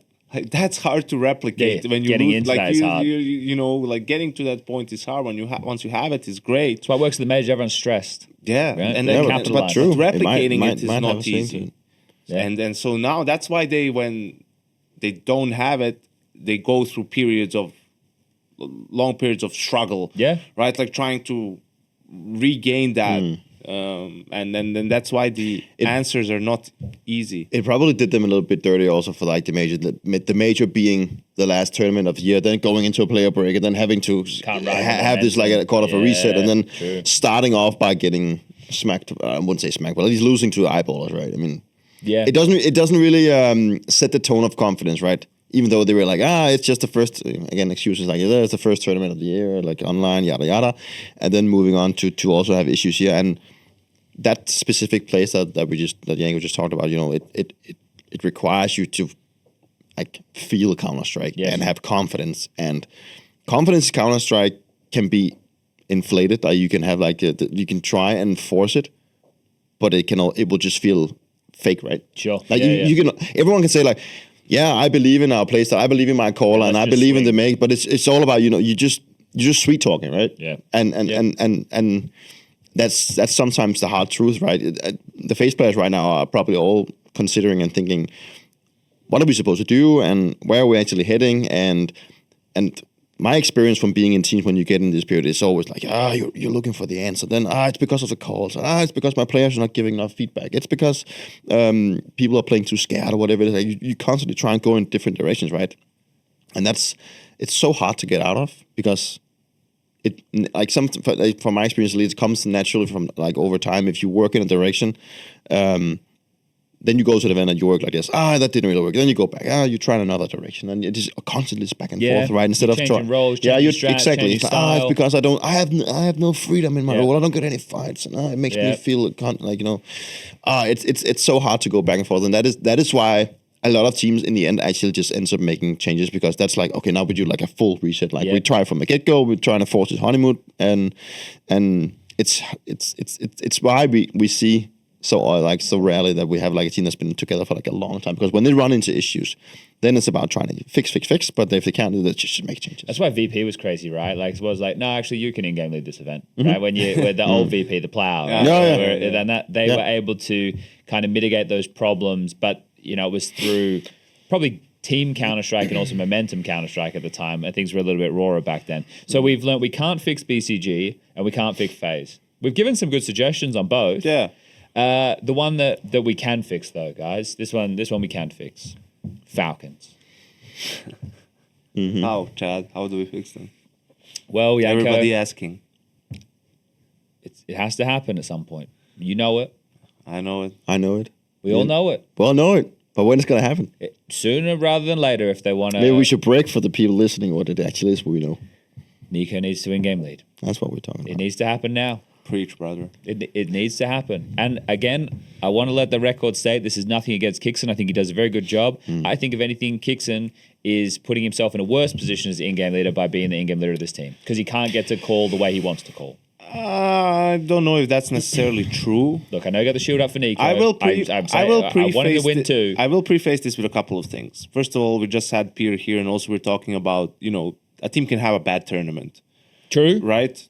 And Falcons had their worst tournament with this roster in Cologne, and this is the second worst one. They lost to two playoff teams, but still teams that you expect them to beat, especially so in Aurora, right? It's more it's not even low. Yes, it's not even. Yes, it's not even the fact that they lost. It's how they lost, and they played probably again their worst Counter-Strike, just eye test wise, since Cologne, because it's a combination of again losing 5v2s against Aurora, 5v3s here, right? And also in the mouse game, just multiple times being in the right place, having the correct read, playing 3B on Dust 2, and they're coming into a B split, and you even get an entry or two, and the round still falls apart. Like it's these sort of breakdowns that you see, or sometimes on T side, like either questionable calling, like questionable opening, just not good Counter-Strike, not what you expect from a team of this caliber with these sort of players. And that's also at this point had like 6 months together. We're together through the off season, right? Like the team was given a vote of confidence, right? Which should be very reassuring. If anyone thought, I'm going to get replaced first chance they get, this is going to, that didn't happen. So none of this has to be the end of the world if they go to Cluj and lift the trophy or go to the final, right? It could just be a bump in the road. Play this bit after Cluj. Be a bump in the road. But if it's not, if let's say they don't make the playoffs in Cluj again. It's an 18 playoff. They're making the playoffs.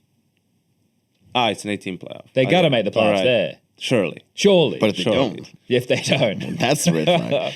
Shit. Right? But it's like, then you're looking at things, and I'm not even sure that they can't make a change up until the off season, a change of that caliber to bring a different player to fill the role. Like, you have to wait for the off season. Grease those wheels, Yanko. Yeah. Grease those wheels. Go right now. Go to the door and knock and say, hello, Mr. Navi. I would like to buy Bit, please. And That'd be then nice. combine Bit and Monacy. Yeah. Right? Yeah, And then that's what you've been talking about being like the.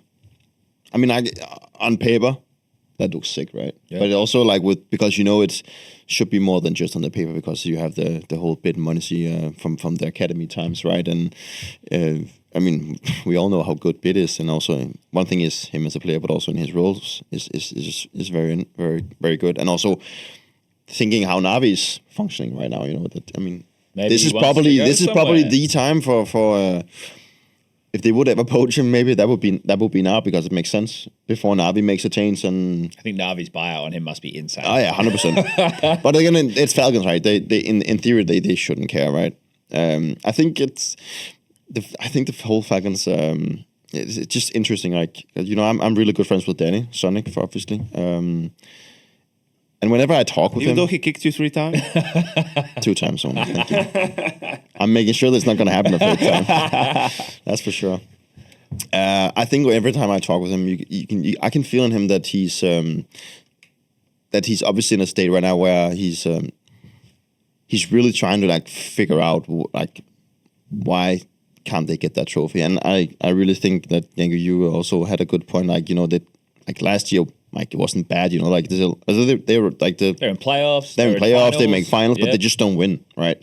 And that's what it is when it comes to the Falcons. Like everyone needs to see that silverware, right? But if they don't get it, then that's a disappointment. Yep. And I think that has always been the thing, even with my time in Falcons. Like the pressure from the outside and then within the team is just so high, and it's hard to deal with sometimes. And one thing is the pressure for getting trophies, but also now with players inside the team, like they're kind of some people. Like there's players in the team that obviously feel safe for who they are and what they bring to the table, and then you have other players that are probably this time getting nervous about is it my time next? Every right? time they lose a big game, or and that is hard to work with. Yeah, I've really that's the thing that was the hardest thing with the last like 3 because we just to go back with my time in Falcons, because we got to know that Falcons was getting Nico back in.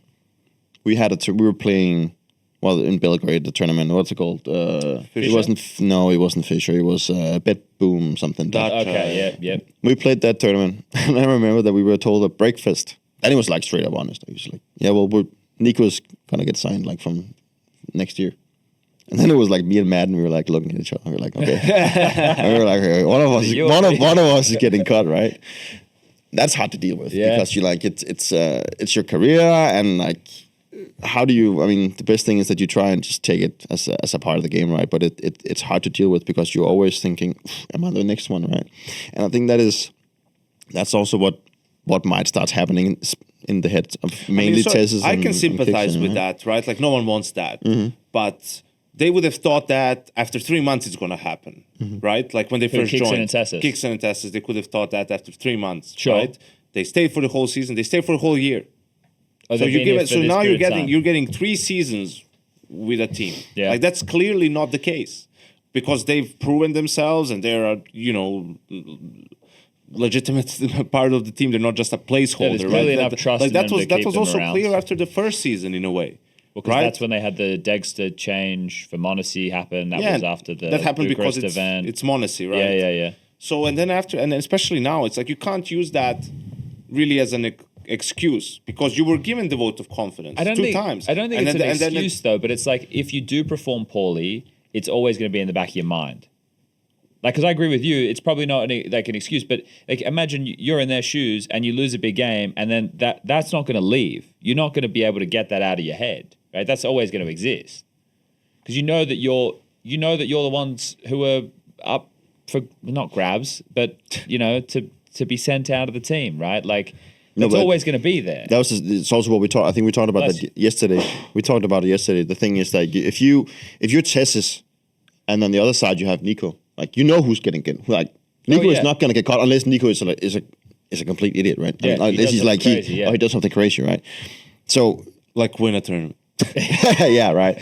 And like playing it's the same thing for Monacy, right? it's not going to be Modesty who's going to be cut for Kixon. Now, him and right? Kiyosu get the future of the team. That's what I mean, right? And they know that. I mean, whether you like it or not, that's just the true facts of the team.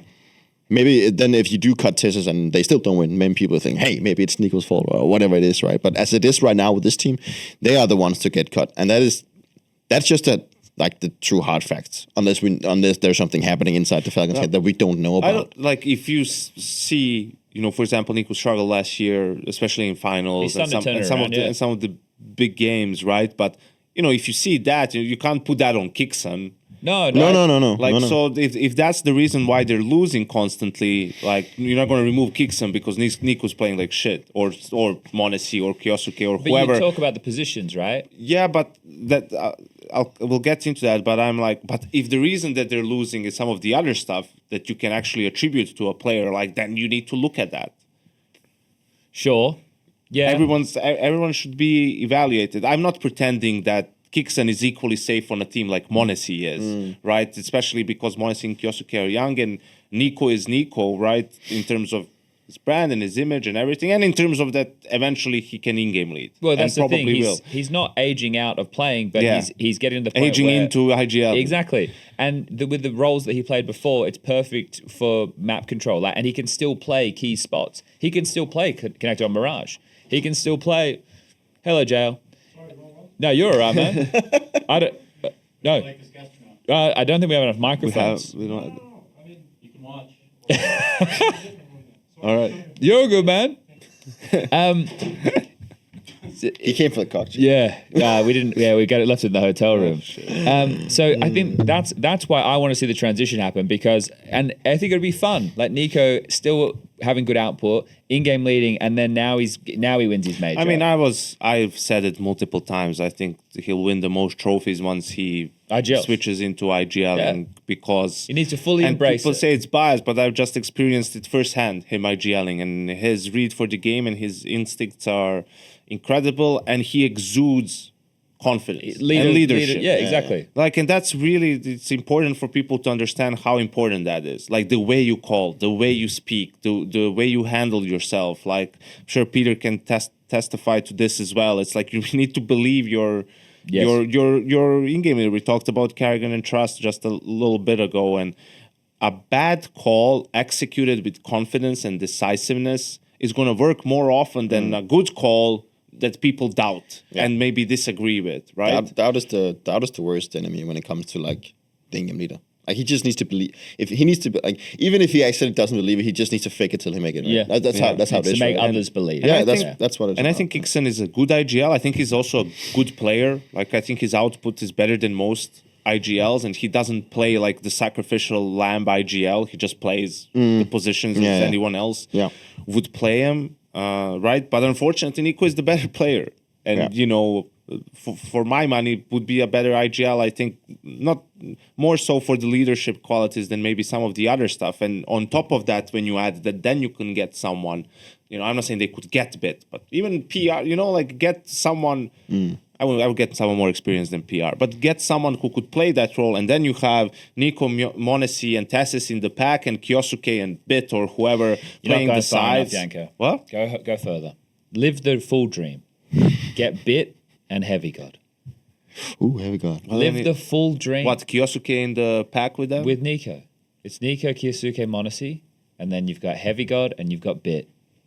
I mean, that's La La Land, but I like living there. It's La La Land is great. I honestly really like Tessus. I really like Tessus. I like him as a teammate. Like, you need a guy like that on the team. I think his mechanics are really strong.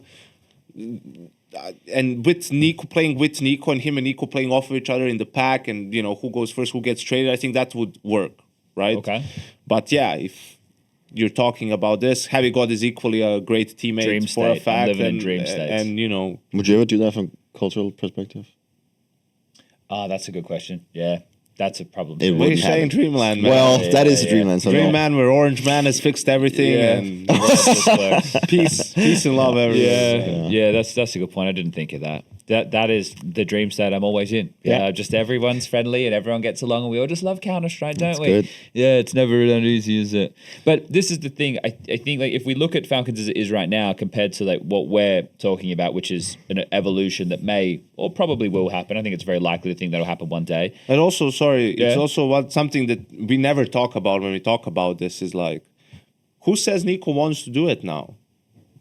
Well, he stated let's say himself. even if they have a problem. I'm not bringing that into consideration. All right. You're saying they're making him do it. Well, I think he has to. I think you and Hunter need to take him into a room and say, listen, motherfucker, it's time. I still think that.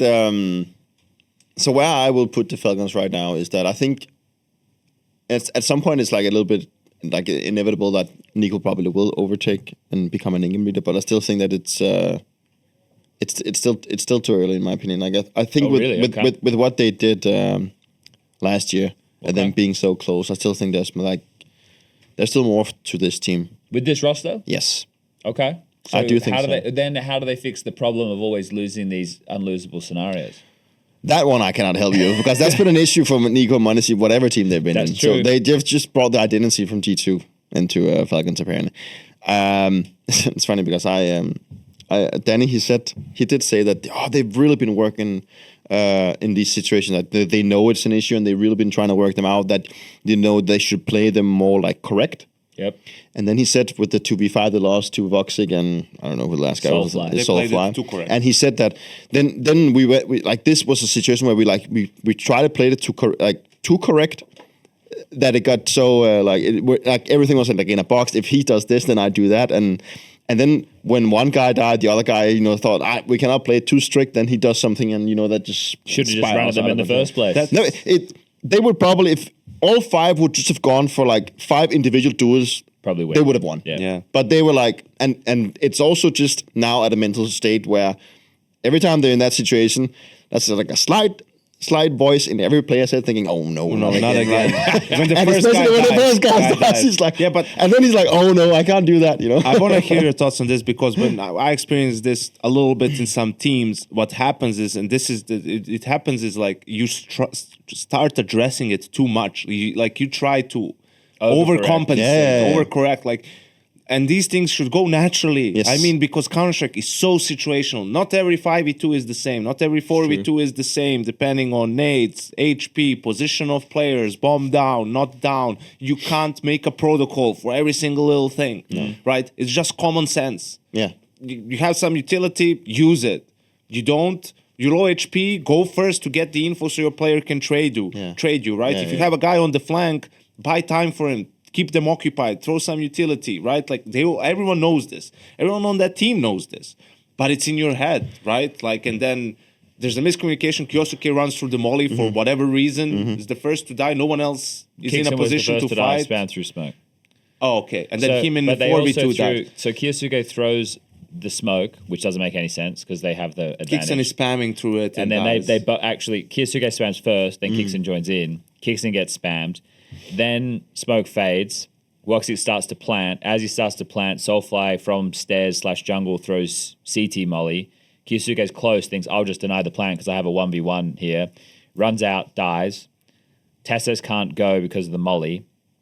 Mondesi's in mid worrying about window. Nico's on the flank. Nico takes the duel with Soulfly stairs, wins. But in that time, Woxic kills Tessos trying to advance in spawn because it's 1-1-1. Yeah. Now it's a 1v2 with Woxic playing around default boxes where he gets to just play stairs fight into ramp fight. It seems too easy. Yeah. It seems but it is when the ones against Mouse I think are much more forgivable because you're in overtime, it's tense moments. They're only in like those situations for a split second, right? So it's the mental residue that leaves in a group of players. Yeah. That's also my concern with Mouse, and I'm glad to see them still breaking through. I thought they'd have a lot of mental residue from last year and always coming runners up. And I appreciate people playing the percentages more and not doing boneheaded plays and everything.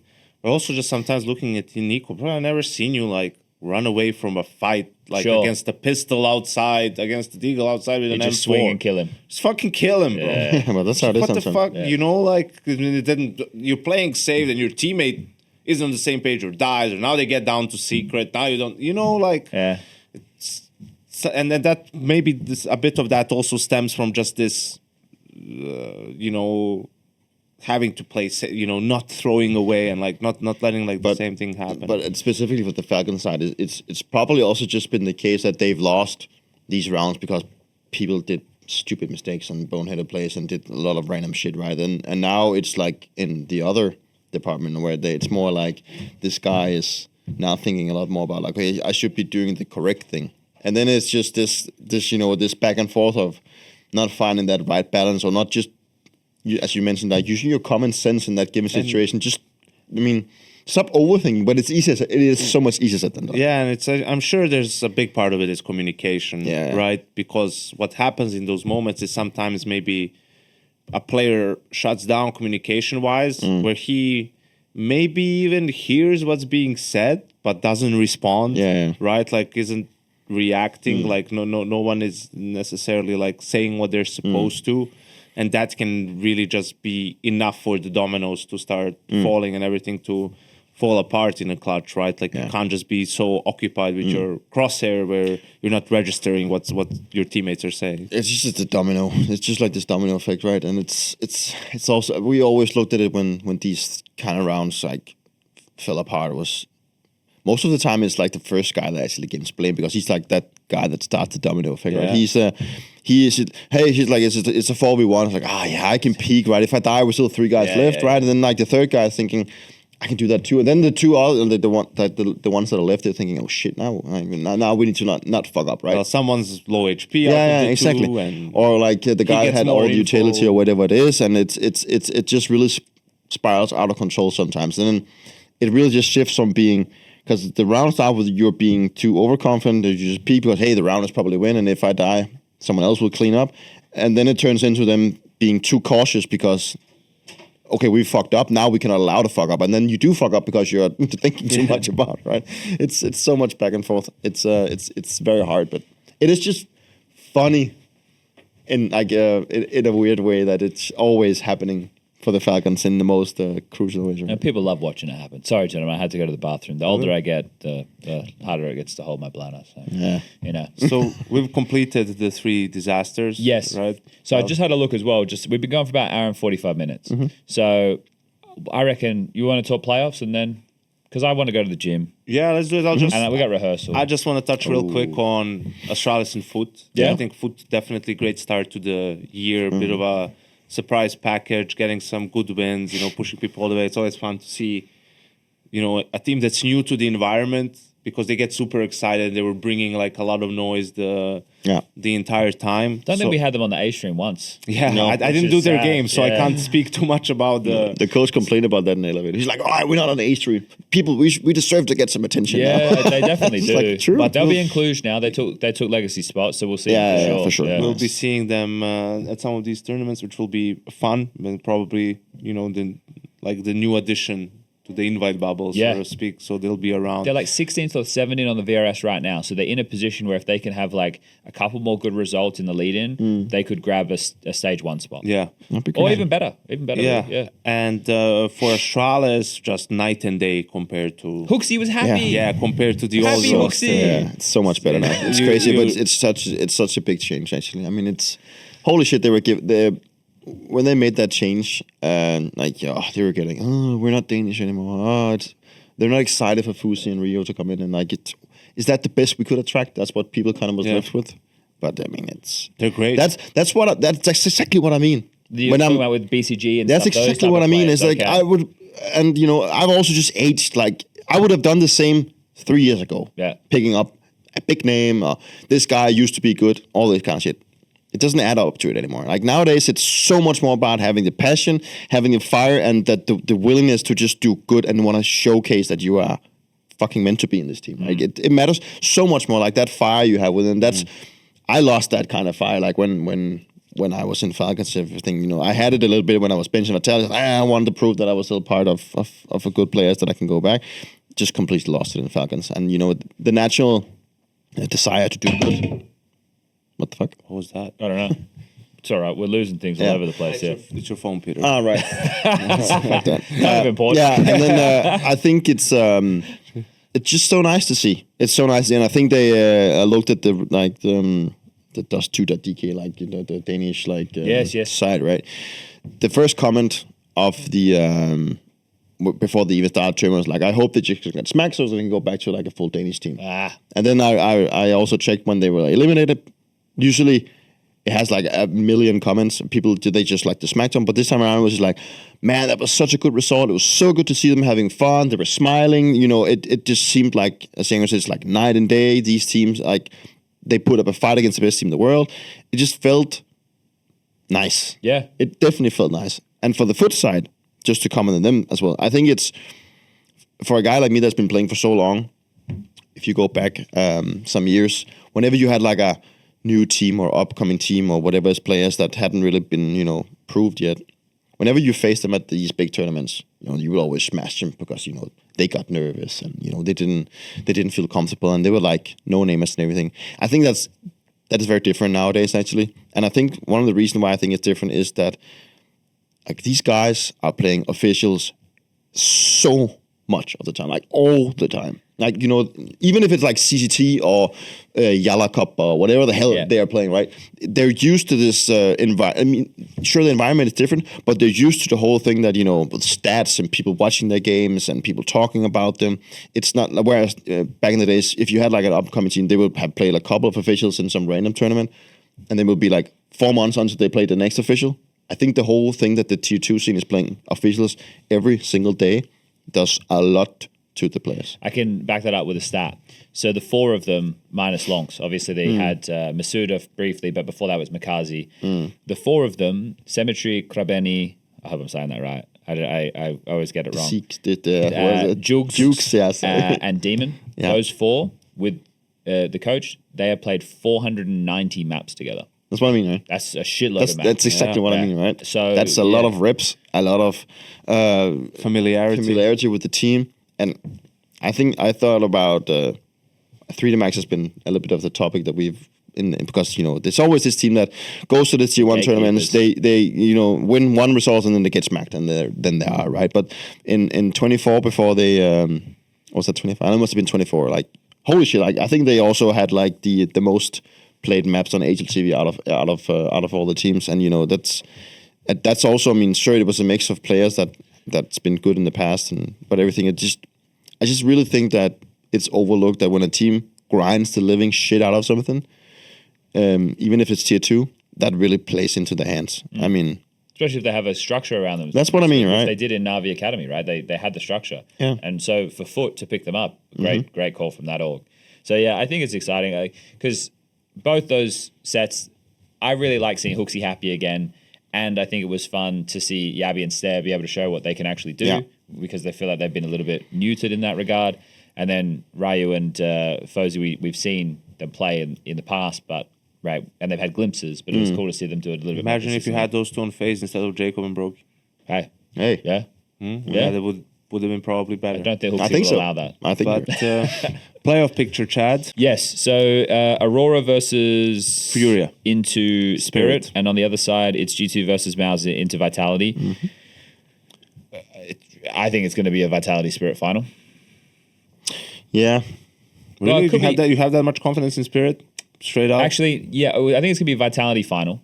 Let me think a little bit deeper on the other side, right? So Aurora versus Furia. Furia have looked a little bit ropey, but I think their lower bracket run has kind of awoken them back to where they need to be. And now that they went from getting owned on Mirage to picking it against Astralis in the decider game. So I think trying to identify their map pool and stuff since the loss of Train, that's kind of been a key for them, but also just getting their players back to a level, because when I was watching the Bounty games, I'm watching some of these rounds and they're like whiffing shots and you know, it's like they'd get 2 here and they get none. I'm like, what is going on? So I know that the group stage here has been a tough run, but I expect them to be back in finer form.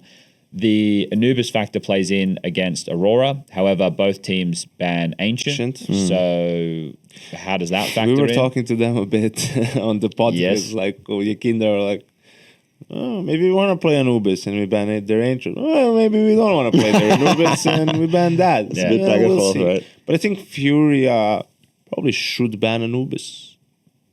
What do you feel? And float Ancient? Yeah, well, I think they'll both float it and then someone will veto it in the second phase. It's a bit of a game of chicken, right? But we saw Aurora played at this event. Yeah. So we know that they've got it in their arsenal. Yeah. So then it's about... Yeah, but I talked with Matt, the Vitality assistant coach, and he said that they hadn't really put any out. Like that, he talked with I think it's Major, his friendship, they had talked with Aurora, like how much they were actually allowed. It's just been like an hour and a half before like coming to the tournament. Like that's what. Yeah, maybe there's something more to it. Right? That's probably the mind games. But he said that they didn't put any like special effort into it, apart from that they would have a talk like 1.5 hours before they would. I mean, not before the game, but the day before. But like it was planned, sure. But it wasn't like. My masterpiece. So there was a bit of posturing yesterday when we were talking to the two of them, right? The mind game's starting already because like, obviously Furia, they did the same thing with Vitality in the final of Chengdu. So we know that both of them could play it, but there's a chance that they both just respect ban a map in the opening phase and then just in the second phase, one of them removes it and we don't even see it. That's probably what I think will end up happening because I don't think... Why would you take the risk? I think there's good picks for both teams. With Anubis removed and what would Aurora ban instead? They don't play. Well, no, I don't know. Instead of Ancient, like they would ban it depends. Overpass. What feels weak for them at the moment? Overpass. Potentially. Overpass. Overpass. Yeah, maybe that. Or I don't know. We haven't seen enough with sure. Soulfly, right? Yeah. So and there was also a good macro conversation between Yakinder and Magic there yesterday about a lot of the 4-1 stuff, and Magic saying he can't call the same way as like Furia would in terms of their map control. I think I would have to take Furia right in that matchup. Yeah. I think I just would based on what they did last year. Aurora, a very good tournament for them. I mean, Soulfly's been great. Falcons and Mouse is not something they haven't been able to do for a long time. Have a run like this. So maybe Soulfly is the missing piece. Yeah, I mean, the only thing that kind of haunts me a little bit with Aurora is now like if we have seen them go to quarterfinals and then just fall flat. Right? It's not. I mean, the core of the team is still the same, right? At one point, sure, they need to get more experience and be more like confident in those quarterfinals games, but it has been a good tournament for them. I think they have looked decent with Soulfly compared to what they showed the last. And season. Furia have played better with each game. They're like looking more and more like the Furia from the end of last year. Peter, but you from the TSM days, how did Aurora not choke? Go on a battleship. Like legitimately, if I had the answer to that one, I think we would have fixed that a little bit earlier. Okay. I think it's like it comes with reps. That's just how it is. Like you need to get used to not get nervous. You need to be able to dare to play your chances whenever you have them, and not always fall back into I'm too scared to do this because I'm afraid of the consequence. Like you need to dare not to be afraid of losing. We know Woxic he likes the big games. So back from his Mouse days, right? He liked those. Kind of just needs Antares to match him there, and then But I'm going to take Furia on that one. Mm-hmm. Same. It's also Soulfly's first game on a stage of that magnitude. If he performs well, tip of the hat to them. Like I like that team, despite what the internet thinks. I also think the Furia with the progress they've made in the lower bracket, and with in mind that we know how good they can be, I think that it will be enough to beat Aurora. Okay. So then I guess other game is really interesting. Mouse G2. Yeah. What's interesting about it? They're similar teams. No superstar, great floor or high floor. Mouse obviously more ahead in their development than G2. They haven't been together for as long, but G2 obviously in Chengdu, Hunter couldn't play the last game for the playoffs, so that sucked. But they've been mostly losing to like Vitality, Furia, right? Falcons at the major, Mongols here and there. Like they don't lose often to teams outside the top 5, right? So for them to make the playoffs here was a big deal, and I think also a great opportunity after a while to play on a big stage again and to sort of prove, because we talked about timelines for teams and everything. I wouldn't care about any of the results for G2 in the first season. They managed to win Blast, first team to beat Vitality in the best of 5. That was great. Bit disappointing after that, but again, don't care about the results. But now they're at a point where, all right, slowly but surely, you need to show progress in terms of results too. Not just glimpses and not just good CS at times, but good CS when it matters in beating these teams. And this is a great first event of the year for them, already making playoffs. And now you're hoping for like a competitive game. I think they definitely have a chance. Mao's team that got hurt the most out of anyone with the map change. Now they have 2 of their permabans in the pool, and you've seen them play Dust 2 and win a couple of games, but wasn't convincing. And we'll see if that's what the G2 targets as well in the game. I think it's very even as well. Slight favor for Mouse in my opinion, just because they've stuck around for like a little bit longer, and also I think Mouse Sports had like sure they lost to Aurora where they didn't look too great, but then the whole like for them also to experience that close game with Falcons, you know, that's we always character builder. We always love to have that in my previous teams, that, you know, sure it's tough to have to go through the lower bracket, but it also kind of sets you up for like the playoffs, especially with how close of a game it was.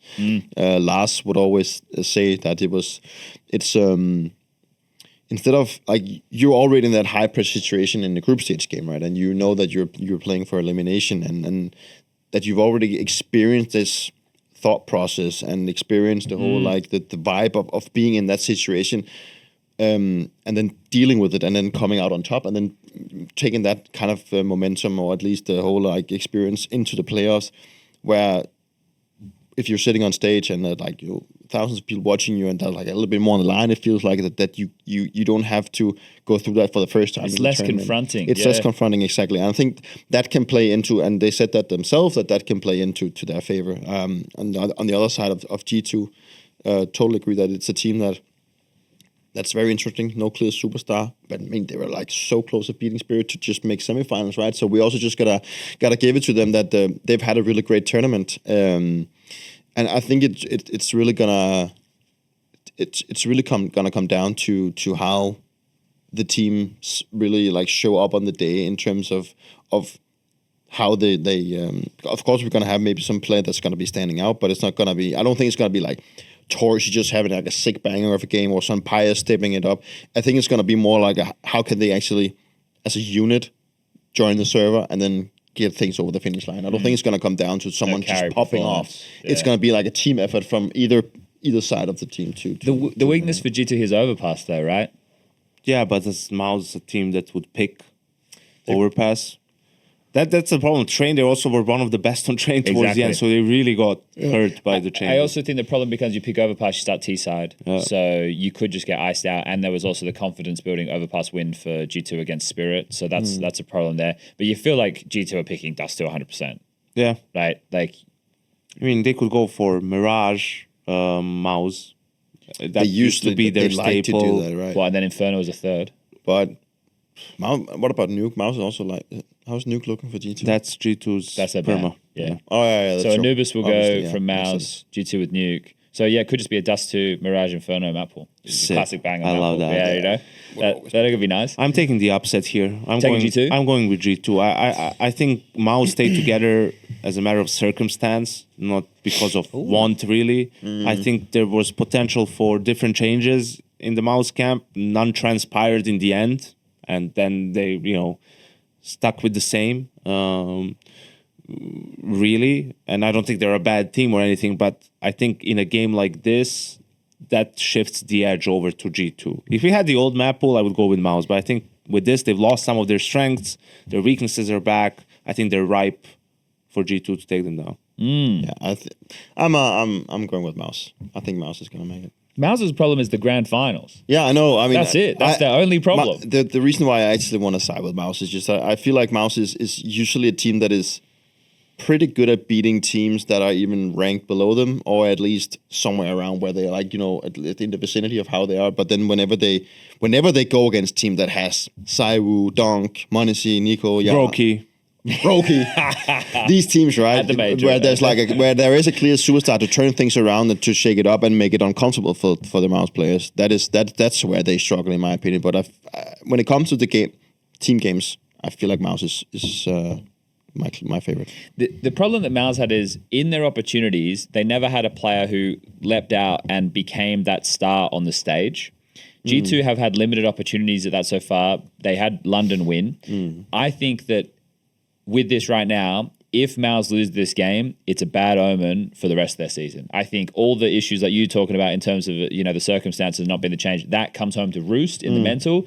But if they can win this and go up against Vitality for the 472nd time or something ridiculous, there's a shot there. I know Apex respects them a lot. But so I feel like people think I'm a Mouse hater. I just want Mouse to show some attitude and energy. My takeaway is in this, if Mouse lose it, I think their season goes down the gurgler with it. If G2 win it, this is where we get to see people starting to think of Mattis and these kind of names as actual key players who are exciting because they get fired up, right? They and Sampaius on a stage as well. He likes those type of games too. So I'm going to go with Mouse, right? But that's because they've gotten to the point that I didn't think they'd get to based on your same argument. I didn't think they'd even make the playoffs, and they did in pretty good fashion, right? The Aurora loss, okay, fine.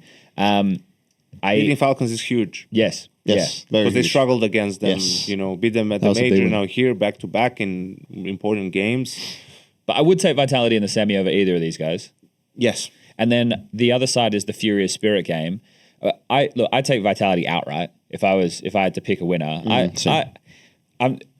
Same thing happened when you guys were the best team in the world. Like I would take no matter what. There was any I'm taking Astralis. I'm taking Astralis. Like same thing. I'm taking Vitality. Yeah. Like it makes the most sense. Safe bet. It makes the most sense. And then if they lose, it's like it kind of just it's a surprise, right? It's not bad. I mean, we like to have different winners, but it's I will say right today I'm saying Vitality, but I want to see how Furia plays. Okay, if they level up again. Yes, because I think Furia is leveling up, and even in that semifinal, I might take them over Spirit, depending on what I see from them in the quarterfinal. There's so many fun matches. Molodoi Donk. I really think like for the if we get a Spirit Furia semifinal, I really feel like there's I mean, we know how important Donk is to Spirit, like, and Donk shows up 95% of the time, which is obviously very key for them. But I just feel like Furia just has like a I wouldn't say a deeper map pool of playbook or anything, but they just seem to have like more cards to play. I feel like more options. Exactly, more options. Like it can be Molotov, it can be Quesarada. I mean, hell, even Falling can sometimes have like a good game, right? Exactly. It feels like, and what I've seen from Spirit. I mean, I know that Spirit is in a semifinal. I don't want to say that Spirit has played like a poor event or anything, but still, it hasn't been like. They haven't just been smacking people, and it hasn't just been like the games that they've been smacking people. That has been because Dunk has just went on a tear like he does once in a while. But the games where he hasn't showed up and gotten massive kills or anything, that is the games where it gets more close. And we also just have to see Spirit as still kind of new with like changing. Yeah. The thing is, sure, Suntix is back and Magisk as well. It's like old players, but to me also that they are still like a new team in forms of structure and how they play. So I think we are maybe a little bit blindsided sometimes that Spirit is sure they're a great team, but like right now I would at least get a little bit blindsided by the fact that they are still new, and if Dunk doesn't show up, I still think they will have a hard time. Yeah, I think if I get to see a Furia versus Vitality final or a Spirit versus Vitality final, I'm happy either way. Yeah. I think both of those are pretty exciting. Yeah, right? as long as Mouse doesn't make it, Chad, you're happy. Well, mate, that's not true. People think I just wish they had some attitude. I want fucking who can do it? Brolin to come out and just spit on someone, you know? Like just on Torji. Well, no. But the thing is, the mascots, they're too nice. Exactly, that's the problem. But they did show a little bit of attitude in the Falcons game, right? Yeah. In the FaZe game too, Jimmy Colin broke his shit. Yeah. Well, I think it was so bad. I think I maybe overinflated it. Exertion given the ambulance back to Carrigan. Yeah. Right? So, maybe it's a new new beginning. New era. I hope so. All right. Gym time? Well, I don't know. I might not even have time. I don't know what the time is right now. You have time. We'll see what happens. All right. Where are we at? We just close it down. That's it. Thank you, Peter. Appreciate it. Anything you want to say to the people at home? Thank you for having me. No, thank you for coming. Appreciate it. I guess, it was a pleasure. Sweet. Thank you. Shout out, Trace. Thanks, Trace. Yeah. Thanks, Trace. All right. So did we record? Yeah. Oh my God, imagine.